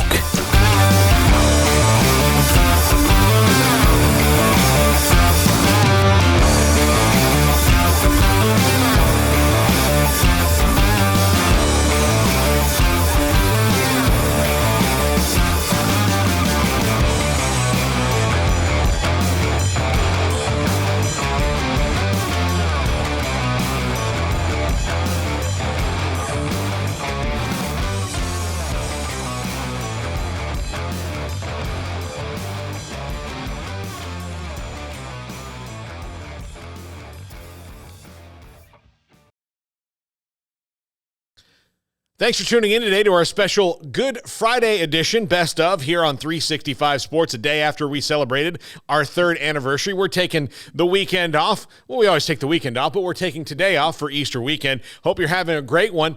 Earlier this week, Smokey and I got to talk to Kansas State head coach Chris Klieman, the defending Big 12 champs, about Will Howard replacing Deuce Vaughn and what that means going forward for the Wildcats. All right, we're now joined by Big 12 championship head football coach Chris Klieman at Kansas State on 365 Sports. It's always great to have Coach Klieman join us, and he has many times before. So, Chris, thanks for your time, Coach. We appreciate your time. How do you, when you come off such a successful season, and you've done this before when, of course, you were prior to Kansas State, how do you make sure no one forgets how hard it was to get there? Well, you mentioned it quite a bit. Thanks for having me. You talk about it. You don't just let it lie. You talk about it, and you handle the complacency by challenging guys. That was the 2022 squad, and I think you really got to lean on your leaders, especially your older guys that obviously were here for the championship, but a lot of those guys were here for an 8-5 season to a 4-6 pandemic year. That they know what it took to get to that stage that we had last year. And so we're excited about the challenge. We know it's a great challenge. One of those guys is your quarterback, Will Howard, who was thrust into duty last year. And that was kind of his MO until now, right? Kind of thrust into duty. And he had his ups and downs getting to that point last year, and then he was fantastic. What can you tell us about the mental growth and clearly, like, maybe even bulletproof nature of him, because sometimes all those ups and downs can break athletes? Yeah, I tell you, he's a great example for everybody in our program. You're right. You talk about thrust into it in 2020, thrust into it in 2021, thrust into it in 2022, and he earns the right and earns the job in 2022 of going through adversity and being stronger because of the adversity. Any of our young players that are having difficulties, I know, have reached out to Will, and Will's open. Will wants to talk to people about it because it's made him stronger and it's given him more confidence. And it's fun to watch him during spring ball because the same command that I saw from the last 6 games on in 2022 has carried over to the spring, and he's in total command of the offense, as well as just being a phenomenal leader for the whole football team. So, obviously, winning the Big 12 championship, dramatic fashion against TCU, who went on to play for the national championship, and you played in the Sugar Bowl. How much oomph, adrenaline for the program did winning the Big 12 title and being in that game, and even though you lost to Alabama, being in that spotlight too? No, it's helped us immensely, whether it's through recruiting, through the fact of kind of validating what we have done since we arrived here, of what we're doing is the right way. And if you follow that recipe, if you follow that process, players, coaches alike, we have a chance to be successful. And make no mistake, it doesn't just happen overnight. It's a culmination of a winter, a spring, a summer, leading into the fall. You don't all of a sudden get ready in August, on August 1st. Man, it's a grind from January when we came back all the way through August to getting to that stage. But without question, it's helped the brand. And I'll be honest with you, what Coach Tang has done with basketball has helped us as well. And so I think we've kind of fed off of each other. Yeah, Coach Tang, we know him well. Kind of illustrates that, look, Manhattan's a fun place to be, right, Coach? It's a great fan base. And I think people, we talk about this all the time, if people come here and see it from a recruiting standpoint, we have a great chance. It's getting them on campus. And I think Coach Tang's the same way. He got kids on campus. They fell in love with the place, the people, the interaction that you have with so many different community members, students, staff, that it's a hidden gem here. And we've got great fans. We've got great student support. And just come to a game at the Bram or at the Bill, and this place is going to be packed. You have, obviously, the history of Kansas State. Bill Snyder rebuilt it twice. The first time was maybe one of the greatest miracles in all of college sports. Baylor basketball with Scott Drew's probably in that conversation, too. What was it like when you arrived there, knowing he's there and feeding off of that a little bit? How much conversation do you have with him? Well, make no mistake, it was the greatest turnaround in college football history. It wasn't even close with what Coach did with K-State. And I played against K-State when I was at Northern Iowa in the late 80s, and there wasn't a soul here. Mm-hmm. And we beat him both times, so I know what he did. And everything we have, we talk about it a lot, everything we have, all the facilities we have are because of Coach. And Coach laid the foundation for all of us to continue to live up to. And we have conversations. It's been great. He's left me alone, but when we see each other, we have great conversations about a lot of different things. And it's just fun to be able to reap the rewards of what he started, and then we continued to elevate. And I know Jerome talks about that a lot of not rebuilding and reloading, but elevating. And that's something that I think at Kansas State athletics, whatever the sport is, it's continuing to try to embrace our history and then elevate the future. Coach, I know that sadly for you and for anybody in college football, there's not a Deuce Vaughn tree that you can go to and pluck one off, but you do have a very interesting replacement that you got out of the transfer portal to me, and Trayshawn Ward, who came from FSU, who I know from watching him a lot, really seems to fit what you guys do really well. But how do you replace Deuce Vaughn? You really probably can't do it with just one guy, can you? No, you can't replace Deuce Vaughn. He was one of the more electric players in college football and get a chance to play in the NFL. Just all the things that Deuce did, not only out of the backfield and, out as a slot receiver, but the leader he was, the way he represented himself every day at practice or off the field. He just did so many things. But, he taught an awful lot of guys how to do things the right way and how to prepare the right way. But you're right, it's going to be a combination of guys. We were really pleased with DJ Giddens last year coming in and really running for some really tough yards in critical situations in a number of games down the stretch. And then we added Trayshawn. We have some other younger players in our program that are getting an opportunity this spring. But it's going to be a handful of guys that are going to try to at least fill the load of what Deuce is leaving behind. Coach, did you ever at any time back when the summer of 2021, of course, Texas and Oklahoma, that story pops, Bob Bowlesby responds by adding 4 schools. And the Big 12 now with Brett Yormark seems to be maybe in the best shape it's been ever as far as the way that things are moving forward. But this year the schedule's different. You don't play everybody because you can't. There's 14 teams. Could that set up a team having an easier schedule than somebody else in any way? Let's hit that a couple ways. I'm so excited with what Commissioner Yormark has done. I'm excited about the teams that we have brought in. Granted, Oklahoma and Texas are going to give one more year here, so we've got a lot of teams.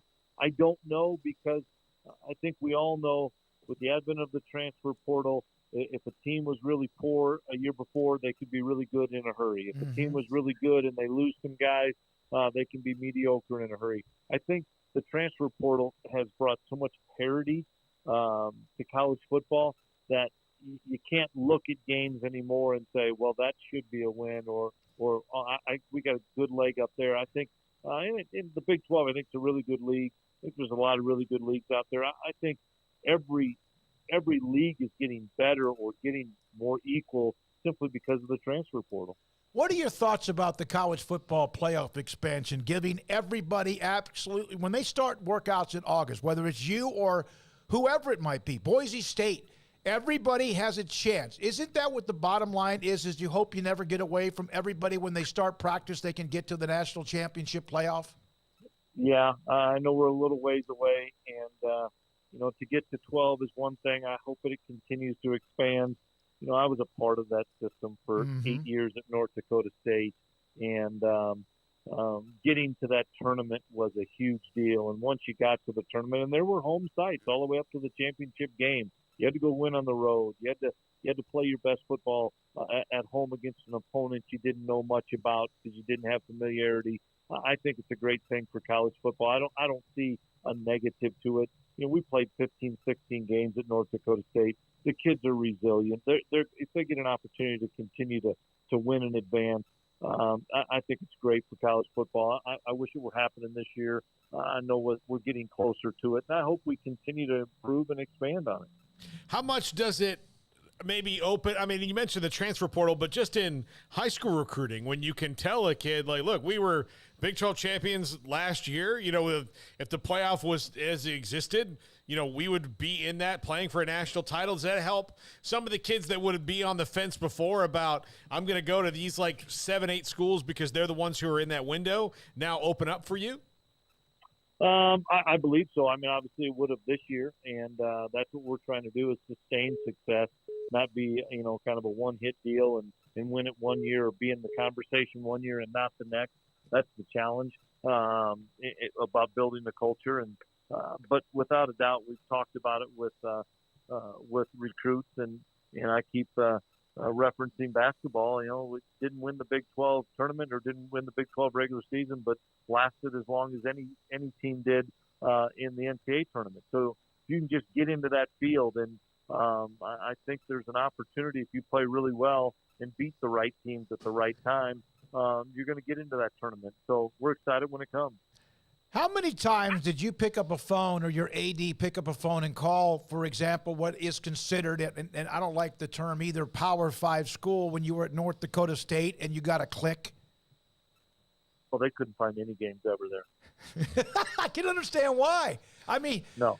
You guys were really, really good and beat people and beat whoever it was in front of you. Well, yeah. Yeah, well, when I came down here in 2013, I was Craig Bowles' defensive coordinator. We played K-State and beat K-State. I think we had 10 NFL kids that were on rosters, not for a cup of coffee, but for a handful of years. I mean, there was 10 NFL kids that have had really good careers, some of them still playing. And it just goes to show you, I've said this since the day I arrived here, football is football. And there's really good football at all different levels and really good skill kids. Some kids just happen to develop later than others. And it's how well you can develop a young man, how much you can get out of a young man. And shoot, we had a lot of kids that were 3 and 4 year guys that played high level football, won championships, and are playing at the next level. And it can happen at any level.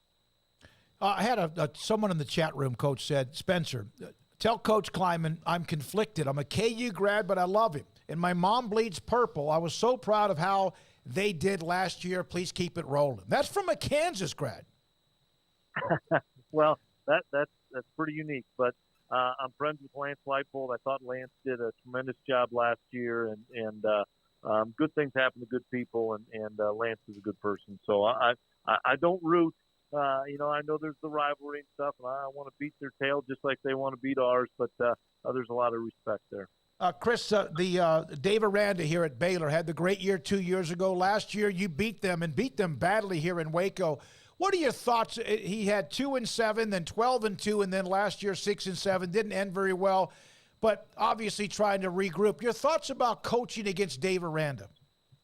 Well, we both know this, and I'm friends with Dave, but the margin for error is so small.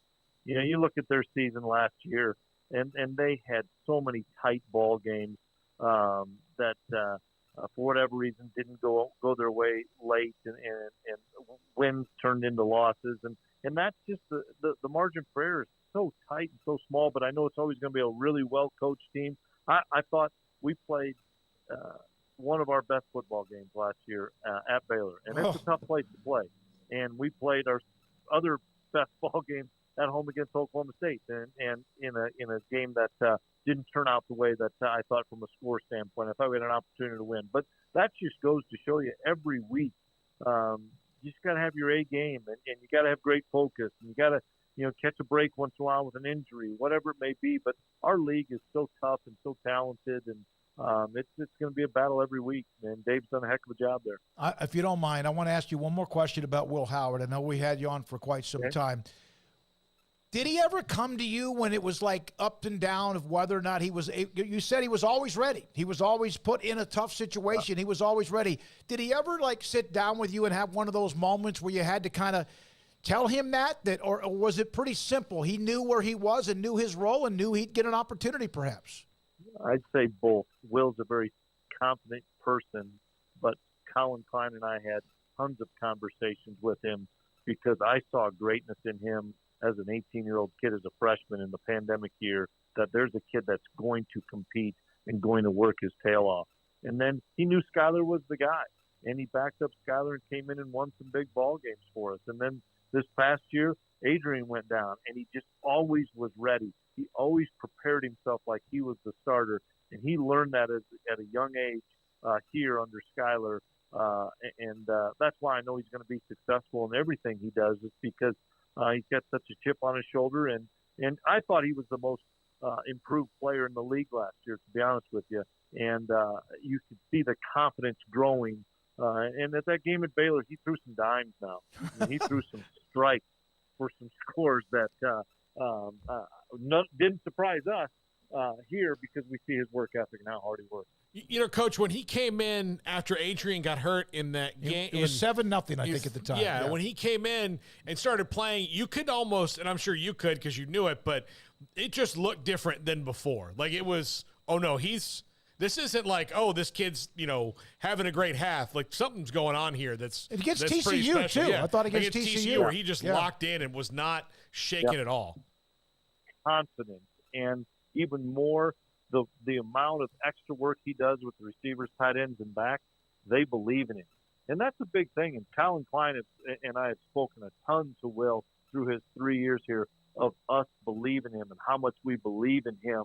And he believes in himself. The players believe in him. And that's what you want out of your quarterback and your leader is the belief that he's going to find a way to get it done, and he's done that. You are appreciative. We appreciate you being a part of our show. We've had you on. We'll see you hopefully at Big 12 Media Days in Arlington.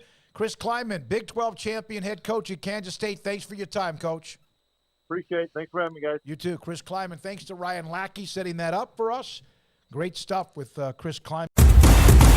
Hey, this is Bryce Petty, former starting quarterback and two-time Big 12 champion, and I know firsthand the importance of being in top shape both on and off the field. So listen up, men. If you're feeling beat down day in and day out and looking for that high-performance edge that separates the men from the boys, then look no further than the Petty Clinic Low T in Waco. Petty Clinic is a comprehensive men's healthcare clinic with an atmosphere catering to men. Board-certified Dr. Kent Petty has a special interest in offering the highest quality medical care to men of all ages. Some of the services offered include screening and treatment for low testosterone or thyroid, infertility, high blood pressure, diabetes, high cholesterol, sleep apnea, while offering comprehensive wellness exams and complete men's health lab panels. High performance men, remember, it's not just a Petty thing. This is Bryce Petty, encouraging you to reach out and Google search Petty Clinic Low T or go to pettycliniclowt.com and get your complimentary lab screening today. Stepping into a new pair of boots is great, but stepping into the boots of a U.S. Army officer can also add confidence and leadership skills to your son or daughter's career path. There are more than 150 occupational specialties to help them find the best fit for their future. See all the things your son or daughter can achieve in our boots at GoArmy.com. U.S. Army Waco Recruiting Company, 254-598-8131 or 254-776-1543. Just as it's heating up on the courts, and so are the deals during Ram Truck Month at Allen Samuels in Waco. Get a new 2022 Ram 1500 Lone Star Crew Cab with values up to $8,250 plus $500 to first responders. Or get 1.9% for 72 months. Pick from the best selection of brand new inventory in Central Texas. If we don't have exactly what you want, we can help you build the custom vehicle of your dreams. It's Ram Truck Month at Allen Samuels in Waco. Three Nations Brewing Company has 16 different beers on draft with a new beer every Friday. It also offers 2 air-conditioned tap rooms, a large indoor beer hall, a second-floor mezzanine offering a great overview of the brewing company and equipment and patio where you can relax under the shade. Plus, you can now experience the new Three Nations Beer Garden Grill on our shaded patio. Grab a cold beer and enjoy a bite from our freshly prepared and delicious menu. Street tacos, quesadillas, freshly cooked burgers and dogs, and veggie burgers too. Nachos and so much more, all prepared and cooked on site. So come visit the award-winning Three Nations Brewing Company on East Vandergrift off I-35 in Carrollton.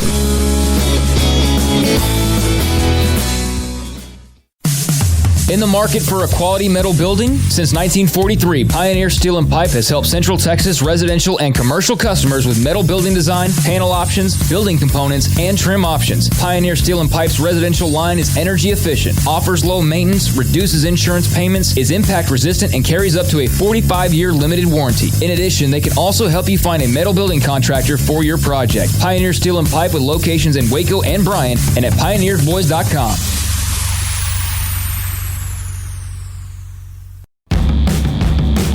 This is 365 Sports. Are you a Sikkim 365 super fan? Then try out our premium subscriptions at Sikkim365.com.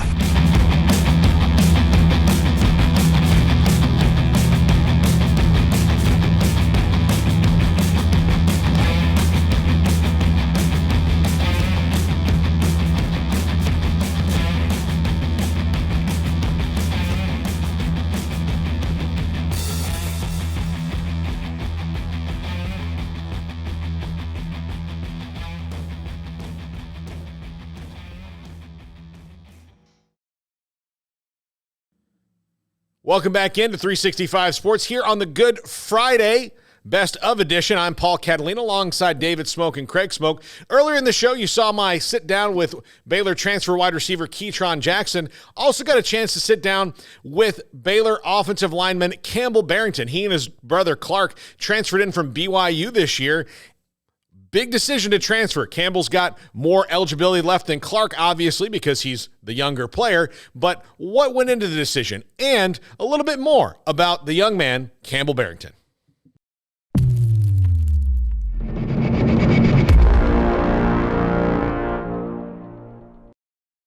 Campbell Barrington here with us on Sikkim365.com. I'm Paul Catalina. And Campbell, transferring is a strange thing.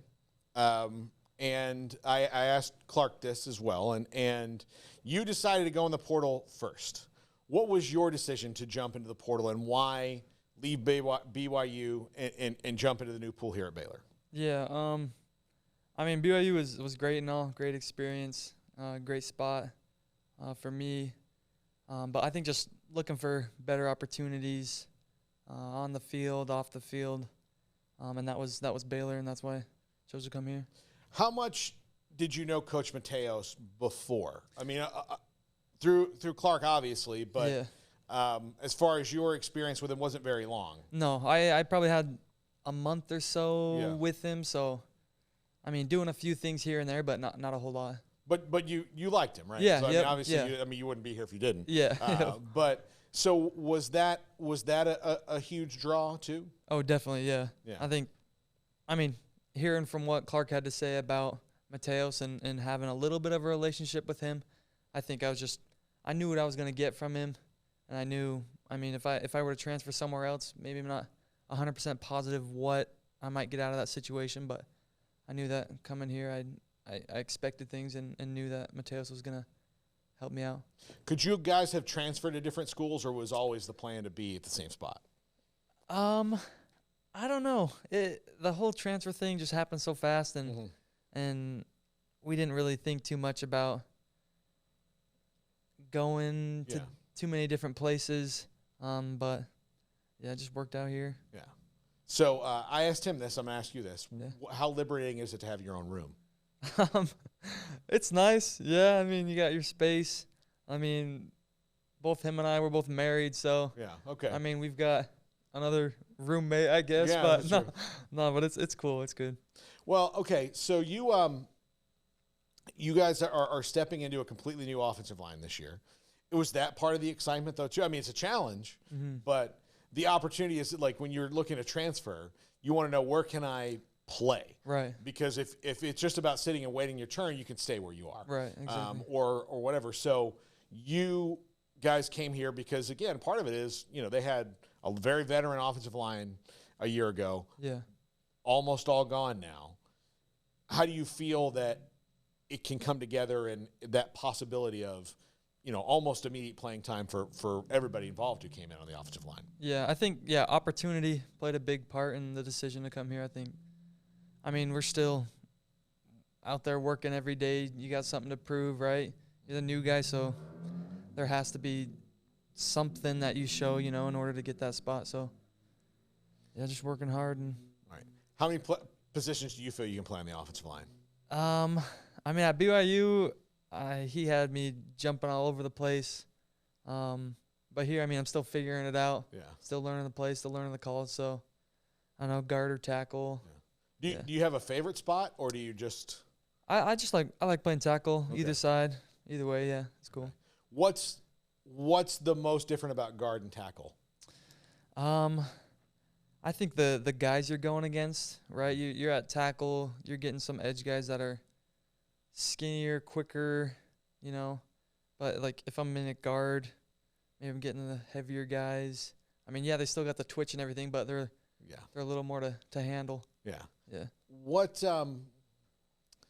been your experience so far with Coach Grimes and Coach Mateos? It's been cool. I mean, I've been able to grow my relationship with both of them, and I've already learned so much from both of them. It's been a cool experience thus far. What do you find that is similar and different about Coach Sataki and Coach Aranda? I think you guys kind of touched on it before. Just right, Coach Aranda's a lot of person over player, right? He wants us to succeed as players, but he knows there's more to it than just football, right? Mm-hmm. Like, yeah, this is something that's been a huge part of our lives, right? I mean, I'm getting schooling, I'm getting all these benefits out of it, but I think they've both taught us that there's more to life, more to this experience that we're having now. When you transferred, seeing as they are so similar, was that something you knew that, like, I don't want to, before you even thought about everywhere, right? Yeah. I don't want to go somewhere where I have a coach that's on a different wavelength or whatever. Yeah, definitely. You wanted somebody who was kind of like the same way. Definitely, yeah. Yeah. Yeah, because it's still, even though you're older and experienced, it's still an adjustment for your life, right? Right. Like, how did your wife, everybody feel about moving? Like, moving's a hard thing to do. Yeah. Look, moving apartments is a pain in the same city. Like, just moving to a new house in the same city a mile away is a pain. Oh, yeah. So how has that all been? It's been good. Yeah, we've gotten settled in. Everything seems to be going fine, so it hasn't been – I mean, the drive down here is probably the worst part, but other than that, it's been cool. Yeah, it's been good. There's nothing on that drive, right? Like, you'll go through a couple of scenic places, but then once you hit West Texas, man, it's a lot of nothing. Yeah, and the route we took, I don't know what was with it, but it had us taking back roads, going who knows where. But it was a good experience. It was fun. West Texas is a scary place to me because there's not landmarks. Right. Like, if you say, okay, if we, like, all right, if you said we took a left at that oil derrick, you're like, which oil derrick? Yeah. Like, oh, there's not a tree. Like, there's not like anything like, oh, the tree that fell over. There's no tree that fell over. Yeah. Yeah, that's a wild spot. So I was just recently in that position. We got stuck in Odessa doing a high school game at Permian. Oh, okay. Having to come back here and do the first pregame show for a Baylor game. Oh, yep. And we had flown, and our flight got canceled. We had to drive. Oh, geez. And it's still, like, the route, it takes you, like, even to your throw, like, okay, Midland, Odessa, Abilene, and then it's like, okay, take a right here and go in the wilderness for 3 hours. Yeah. You're like, I don't trust you, Siri. I don't trust you. What's the first couple of months getting ready for spring football like for a student athlete? Pretty intense, isn't it? Yeah, it is. I mean, between school, I mean, you got to get your stuff done. Mm-hmm. But I mean, you're trying to learn as much as you can, mm-hmm. whether it's in the playbook, whether it's like footwork stuff, your position, just all of it, just trying to absorb as much as you can. And yeah, you're going to mess up, but it's part of the process of learning. Could you imagine, because the way that things are done now, like, you can work out all year long. They've got, strength coaches and people working out with you and doing off-season programs. How it used to be was football season ended. You didn't, if you were maybe more industrious than somebody else, you would work out a little bit. Yeah. But then you would have, like, training camp that lasted a whole lot longer so you could get back into shape to just practice again. Yeah. Could you imagine walking in just completely out of shape? Yeah, that would be bad. No, I couldn't imagine, especially with the workouts here. You'd be done, so. Yeah. This is also the 60s where guys didn't know that smoking made you a worse athlete. Right. So they'd come back and like smoking and drinking and eating bad food all summer, and then like, oh, now I've got to get ready for football. Yeah, I don't know about that. Yeah. Okay. What do you think is the most similar about you and your brother? What's the most different? I don't know. Similar. I don't know. We seem to think alike. Mm-hmm. Whether I don't know, just like in regular aspects of our lives, a lot of the things we have in common. You know, we like to do the same stuff. I don't know. Just our attributes are kind of similar. Something different. I don't know. He said you're a little quieter than him. Yeah, that's fair.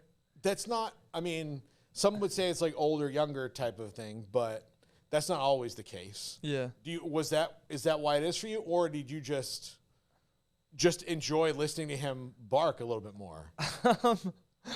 Maybe a little bit in that aspect. I mean, like on the field, I'm not someone who's going to talk a bunch of smack, right? I mean, I might say a little, but after something good happens, right? But no, like even our left guard when I played at BYU, our right guard, Joe Tukwafu, he'd always be talking during the games, and I'm just standing there just listening, you know, and like I think that's just like my personality a little bit, like hearing them chatter back and forth kind of gets me fired up, right? Somebody talking a little more smack to my brother gets me fired up, gets me going. So, yeah. Oh, there you go. Well, I mean, you can just sit back and enjoy the show. Yeah, yeah, a little bit, yeah. Did you go on a mission? I did, yes, Where'd sir. you go? I served in Mexico. Mexico? Yep. What was that like? Where in Mexico? In the very southern part in Chiapas, right next to Guatemala. Yeah. Oh, wow. Okay, so that is something also. Like, we in America don't experience life in any kind of a similar way. Yeah. What was that like for you? What did you learn about yourself? What did you learn about just the rest of the world? Yeah, it was a super cool experience. I try to maintain those relationships with the people that I met down there still, and there's just so much you can learn. Just getting, you're leaving your family, leaving everything behind, and you're just out there doing what you think is right, trying to serve people, trying to just do whatever, do what you think is the right thing to be doing. But I think you learn a lot of, your strengths and your weaknesses. You learn your traits. You learn so many different aspects of your life. But I mean, it was definitely a hard experience, but it was a super cool experience as well. Yeah. Was that the longest time you guys have been apart as a family? Yeah, definitely the longest time. I mean, he left on his mission, got home. We probably had a month or so together, and then I left. So it was almost, 4 years of not seeing each other. So it was a long time, yeah. Yeah. Well, no wonder you guys wanted to be in the same spot. I mean, like your brother, like it's hard. Like you grow up as close as you did. Like, yeah absolutely. I would see wanting to be in the same spot for a while after not doing that. And like, it's not like you can just, pop on the phone every day and all that. I mean, I know technology's better now than it used to be, but even still, you're not in a place that's, got great Wi-Fi, I'm sure. Right, yeah. Yeah. So how's Texas treated you so far? It's been good. Okay. Yeah, it's been cool. It's super different, right? It's flat, so it's been cool. Yeah. All right, I'm getting married in June. Okay. You're married. Yeah. Clark's married. Do you have any... Look, and I'm almost 43. You guys are way younger than me. But, look, do you have... I'll take any kind of marriage advice I can get. No? Still too new to it? Yeah, I don't think so. Just trying to, hear my wife out. And, she's going to do what she's going to do. So I'm just here to support her along the way. You know what I mean? I get that a lot. Yeah. That's almost the same advice Garrett gave me. Almost word for word. I think what he told me, what Garrett, our producer here, who's done a great job, told me is pick your spots. You wait for your moment. Okay. That's what he said. Pick your spots. Just go along to get along. Yeah. How excited are you for the new experience and a new team? Because it is strange to come in, like, especially a team you've played the last couple of years and guys that you know, but how excited are you for that experience of something completely new and different? Yeah, I'm super excited. I mean, these past few weeks we've had the opportunity to get to know more guys on the team and grow that relationship, and I mean, it's been going good, so I'm super excited for the season to come. And what was your first impression of the locker room and the camaraderie or the closeness of the team at this point when you walked in? Yeah, I think there was still a little bit of, okay, so many guys left. You know, we're still trying to figure out how things are gonna work out. But I can feel it coming together a little bit more.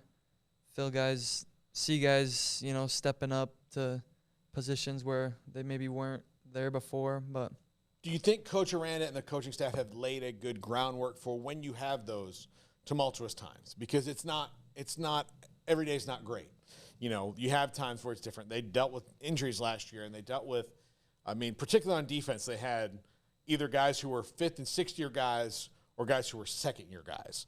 And that, especially with everything that's happened over those college careers, people maybe have different views of the world. Yeah. And so it was maybe a gap that couldn't quite close because there was that, like, I'm here at the end, you're here at the beginning. Right. You know, they couldn't quite get that there, but it feels to me like there's at least a good groundwork laid for, you know, new beginnings and starting out that there's some comfort level there. Yeah, definitely. I agree. What do you think? Is that the person over player thing? I think that plays an aspect of it, yeah. I mean, we got team meetings every Wednesday, and we always talk about things like that, person over player and all of our responsibilities. But I think that's, you know, played a little role in our growth, right, personally and as a team, as a unit. But, yeah, we've all just started growing. Is it easier to get people out of a funk when you're in it? Like, because guys can get mad about their playing time or, like, you know, a coach riding them because they're whatever. Is it easier to get out of a funk when you have that, like, that kind of aspect of where it's not just always about what's going on when you got the pads on? Yeah, I think so. I think being in sort of a funk, right? I mean, being able to grow a relationship with the guys around you, you're going to turn to each other more, right? You're going to ask for their opinions, and we're going to learn to figure it out as a unit together, right? Instead of, you know, we're in a funk, coaches yelling at us, and we need to figure things out. Oh, okay, I need to do this better, but really we're turning to each other and figuring it out together. Is there like a Ted Lasso vibe to it all?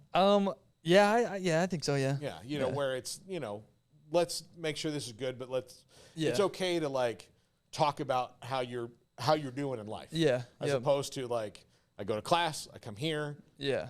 And then it all starts again tomorrow morning. Yeah. You know. Yeah. That probably makes it easier to get out of, like, whatever you're dealing with and get that. So you have, because you kind of find out everybody's going through the same stuff, right? Yeah. Different flavors of the same kind of food, right? Right. Yeah. And that's what you have to deal with as a team. Do you like this idea of the 14-team Big 12 for a year and then the new league next year, and, like, kind of it's going to be a little bit wild? Yeah. I mean, yeah, I'm excited. Yeah. I mean, team's excited. Whoever we're playing, you know, we're going to show up and do our best. Do you guys care, like, fans care about the schedule immensely? Like, yeah. You have no idea. We did our show 2 hours earlier when the schedule was released because it was such a long time for when they actually said they were going to do it and to when they actually did it. It was the October to the end of January. So it was 4 full months before they said that they were going to release it. So we did our show early, all that stuff, and people were, I mean, and again, it's just nobody knows what's going to happen yet. Right. You guys could be 12-0 or 0-12. Right. They don't know. No one knows. Like, a meteor could come right now and in this interview. And again, but people were so excited about it and predicting it. Do players get into that as much, or do you get to the point of, like, oh, on October 10th we're playing who? Okay, whatever. I guess that's the day. Yeah. I mean, every game's a big game, right? We're trying to win every game, and we're always thinking about those games. But I think there's definitely games that we've we got circled, whether it's as a team or personally. Yeah. Okay, that's going to be a big game. We got to, I don't know, think about that. But do you get excited about going to places you've never been before? I do, yeah. I think that's really cool. It? Yeah, cool experience. You get to go. Especially like being at BYU, we played everyone, right? Yeah. So we went all over the place. So it was cool being able to go see different parts of the country and just check things out. Coach Rule, when he was here, told us that he loves road games. Loves road games. I think Coach Aranda, I've never heard him say that, but I do think he's just kind of the same all the time, so I don't think he minds where he's coaching a game. Does that? I mean, I know that like it's harder to play. Like when you're in a place like Baylor went into Provo last year, and was not ready for that smoke. They were just not as a team. Like they did not know, and I think the crowd and the vibe played a huge part, especially late in that game where you start to get tired, and when you do something good, you can't hear the few fans that you have cheering. Yeah. But when they do something good, it's validation for everything you've ever done in your life. Yeah. But do you enjoy? Is that fun? What is that like? I think it's cool. I think it's fun. Running out into a stadium and you're getting booed. Mm-hmm. I think it's part of the experience, and I mean, it can say it fuels your fire or whatever, but I think it's just a cool experience. But also playing at home, I mean, it's also cool hearing the stadium erupt and know you're doing the right thing. Yeah. What's the most? What place have you been where you're like, man, these people are crazy? Honestly, it would probably have to be when we went and played at Utah State. Oh yeah. That stadium. I mean, they switched it up for that game. They put us right in front of their student section, and that. I mean, all the fans knew something about you, your past, or just anything, just your whole bio. Well, and so Utah State and Utah don't like you guys BYU at all. Yeah. Like you're everybody, especially in that state. You're everybody's big bad wolf, right? Yeah. Okay. Yeah. So, I mean, it was just cool experience, right? Yeah. You just can't listen to them chirping at you, but yeah. Oklahoma State does the same thing. Oh, okay. Oklahoma State has, and it has undone Baylor many a time, including very recently. They have this. You cannot bring artificial noisemakers into a Big 12 stadium. I think that's a rule across everything. So you can't have air horns and you can't have this. But what Oklahoma State has done is there's this big black pad on the wall, and they have the students there, and it's right behind the bench, and they just slap the pad with these big paddles. They're not artificial noisemakers. They're paddles. They just slap the pad all night long. It does not stop. All day, all night, whatever time of day they're there, they just go. Yeah. And it's the weirdest thing in the world that you would not think would get in your head. But if you're ever down there on the field, and I've only done it once where I've walked down the field towards the end of a game there. Yeah. And you can hear them doing it. Oh, I'm you're sure. Like, that would drive me. It's just a little thing. Yeah. But by the end of it, you're like, that would drive me insane. Yeah. It's just that little bug in your ear that you can't get rid of. Yeah. Well, it's loud, but it's crazy. So, I don't know, like, Oklahoma State, not this year, right? Yeah, so, yeah, you don't have to worry about that this year. Clark will never have to experience it, so I'm happy for him. You will probably have to. Yeah. So I'm just getting you ready for that. Yep. But, yeah, it's weird. There's some crazy places. You guys you guys are going to have to – I'm trying to think of where a crazy place you're going to this year would be. Oh, yeah. Go to the bounce set. Like, you're going to UCF. Okay, yeah. Yeah. And that's the first Big 12 home game for them. So they will be – yeah, that'll be fun. They will be just fired up that night. Yep. Yeah. So do you have a college football bucket list or anything, or do you maybe wait for that for after your career? As far as like places visiting, you want to go or you'd like to go or you've already thought about? Not really. Mm-hmm. No, just taking it game by game, go and see stadiums.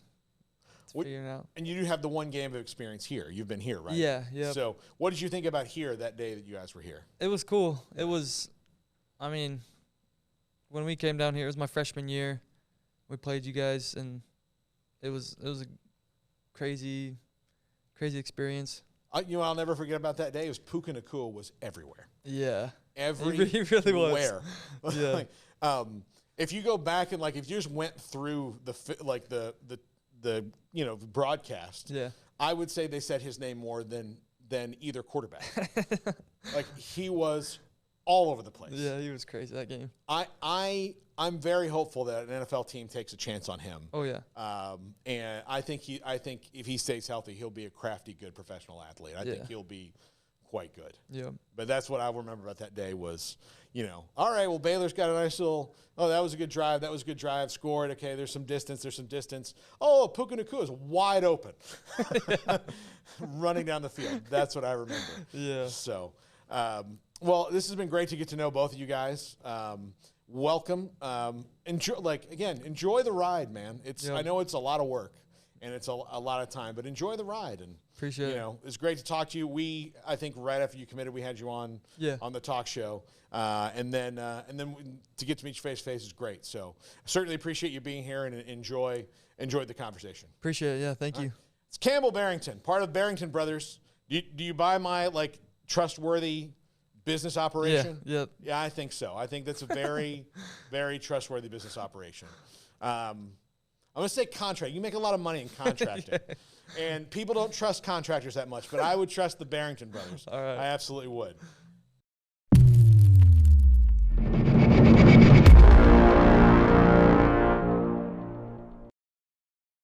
One, two. I'm in love with a man named Rudy. I'm okay with that. He knows exactly what I want.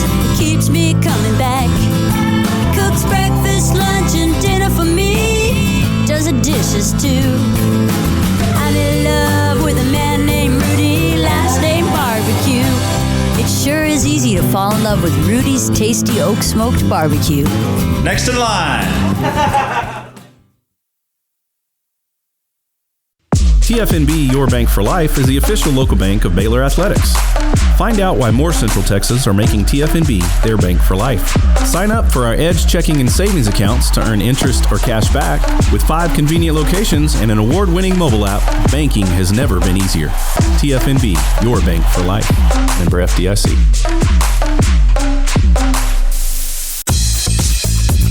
Baylor Scott & White Southwest Sports Medicine and Orthopedics, the team physicians for Baylor Athletics, diagnosing and treating all sports-related injuries, including concussions. These specialists also provide orthopedic services for athletes and non-athletes alike, whether it's knee or shoulder pain, a wrist injury, orthopedic spine care, and even an arthritis and total joint clinic. Trust the doctors Baylor Athletics trust. Baylor Scott & White Southwest Sports Medicine and Orthopedics wants to get you back in the game.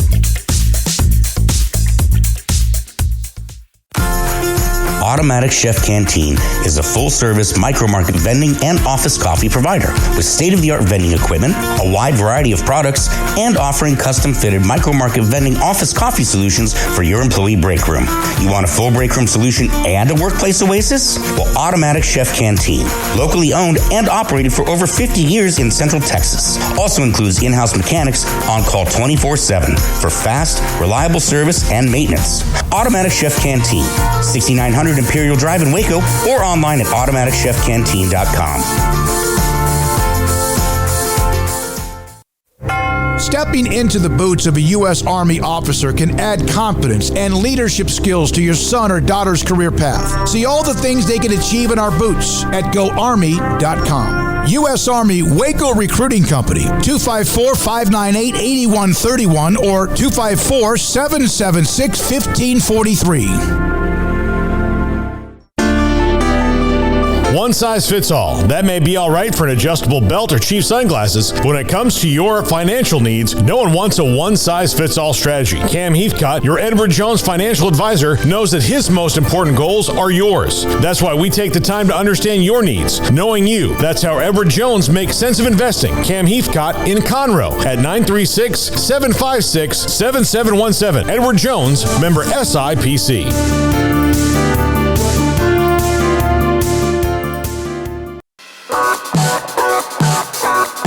This is 365 Sports. Want more updates during the day? Follow 365 Sports YT on Twitter.